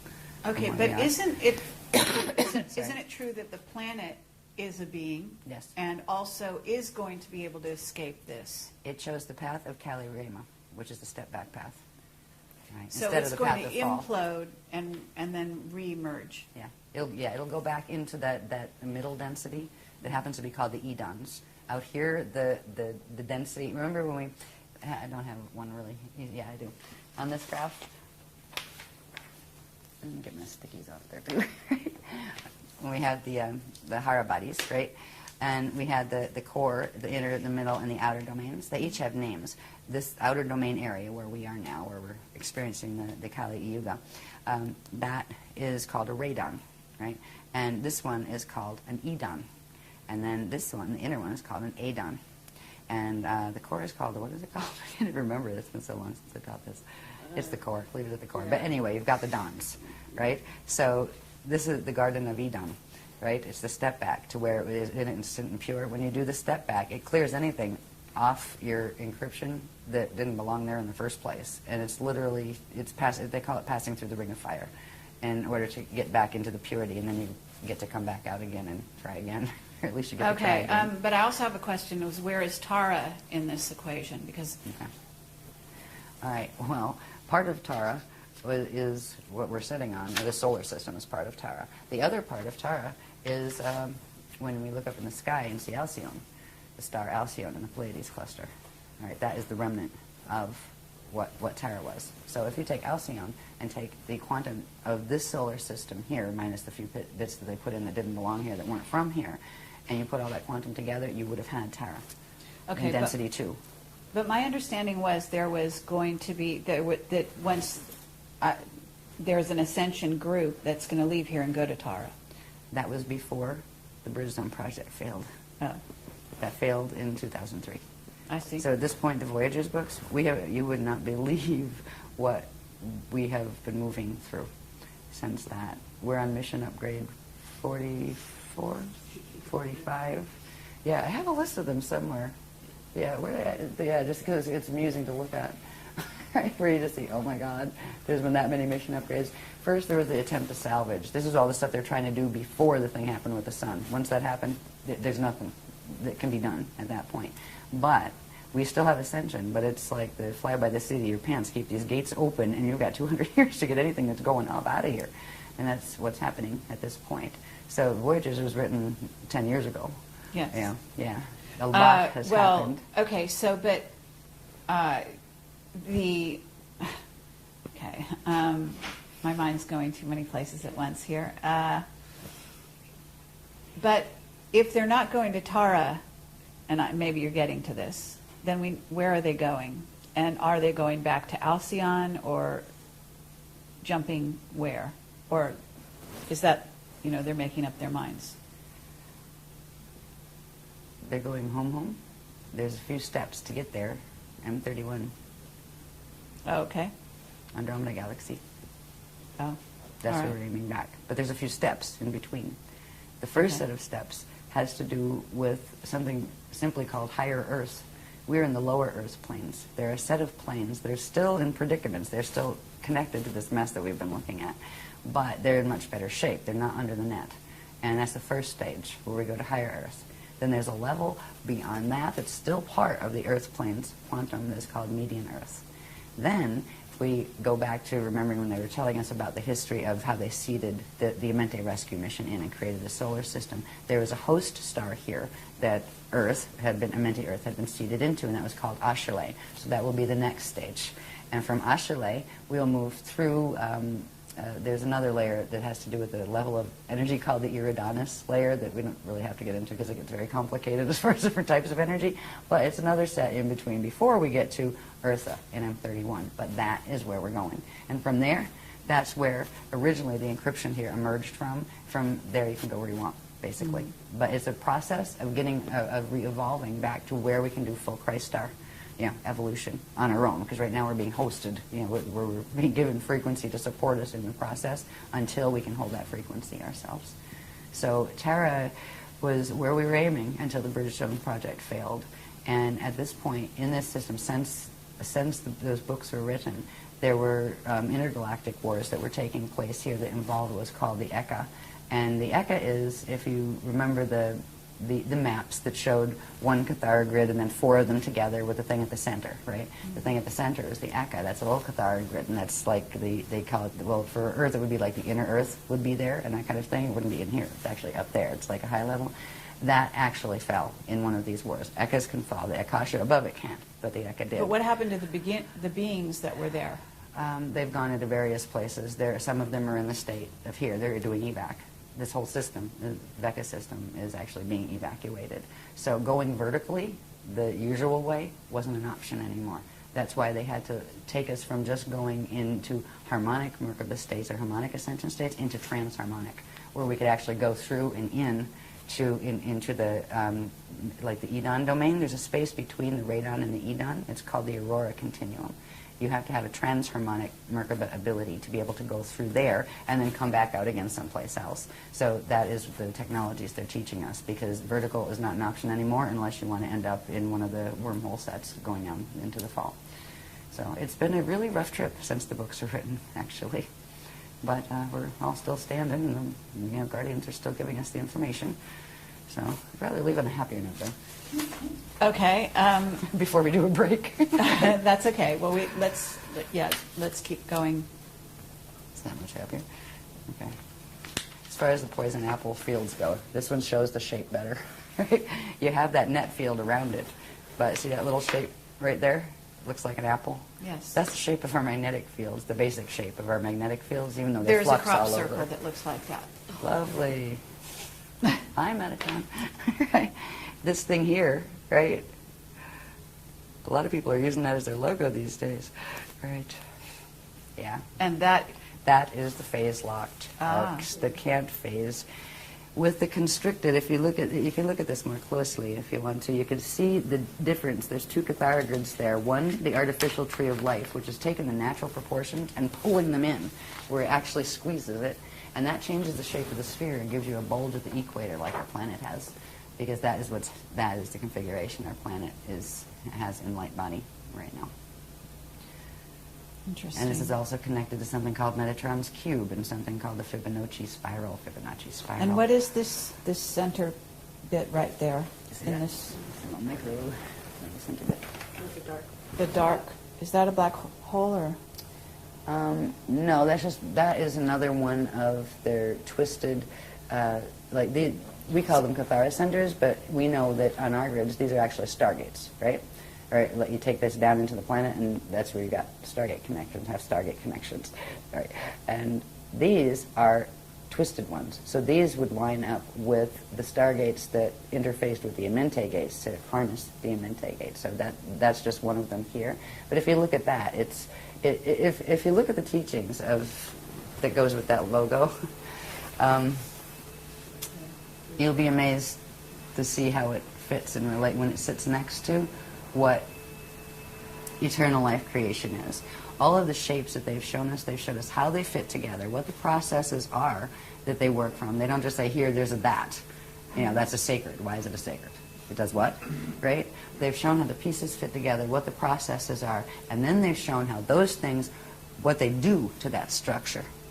And so, anyway, there's all sorts of pieces that show we've had to do this because this is what is taking down the planet, these dynamics, and people now practicing them again, just like in Atlantis. It's like Atlantis rising again. It really is the same. How do we get in this predicament? Very much Look so. around you. Same way. Yeah. Yeah. Gullibility on a certain level where, oh, sure, I'll try that, right? Not wanting to hear it if somebody's trying to say, maybe you want to think about that first. How the same way that right now you have a whole New Age movement that was supposed to be a movement of enlightenment and everybody loving each other, being a bunch of backbiting people practicing anti-Christic mechanics that are harming themselves and harming the planet. How did that happen? Same question for Atlantis. How did it happen? But there's also the misuse of crystals that I'd love you to talk about a little bit at some point if you are willing. There's all sorts of really strange things being done with crystals. And I'd probably rather get through this stuff, and that's kind of like... Yes. That's kind of like orbs. can have... Crystals, orbs. Tarot cards, no. Yeah, I like tarot cards. I'd like to design a deck, actually. They're really good for just letting spirit comment to you, give you waking dream material back to you. Yeah. Now, crystals are another subject, and we do take them seriously. They're very powerful beings, actually, and they can be used in terrible ways. And right now, speaking of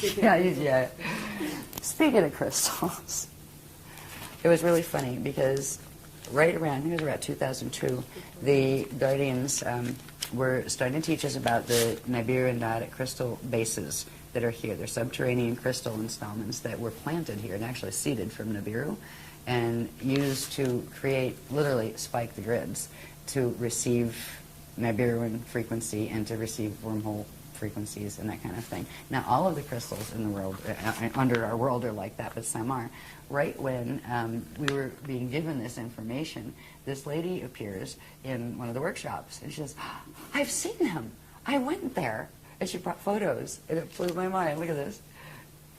This is Leela. Yeah. She actually was one of the few that got to go down there Is because that she knew like, the scientists. I think they're in Mexico? Yeah, there's Chihuahua. Yeah, and there's many others like that actually on the planet.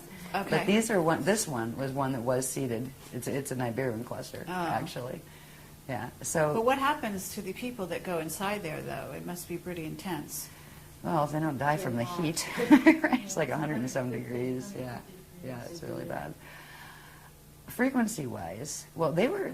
You could do interesting things with those. Now they're not so bad because the Guardians have worked in a way that has recalibrated them, because there's been a whole bunch of deals and treaties going on, because the ones that broke the original Treaty of Altair that was set, that was talked about in the Voyager's book, they found that they lost that round, and the other ones are going to take them over and take over their grids. So a bunch of them handed their grids back over to us and kind of, we'll be nice now.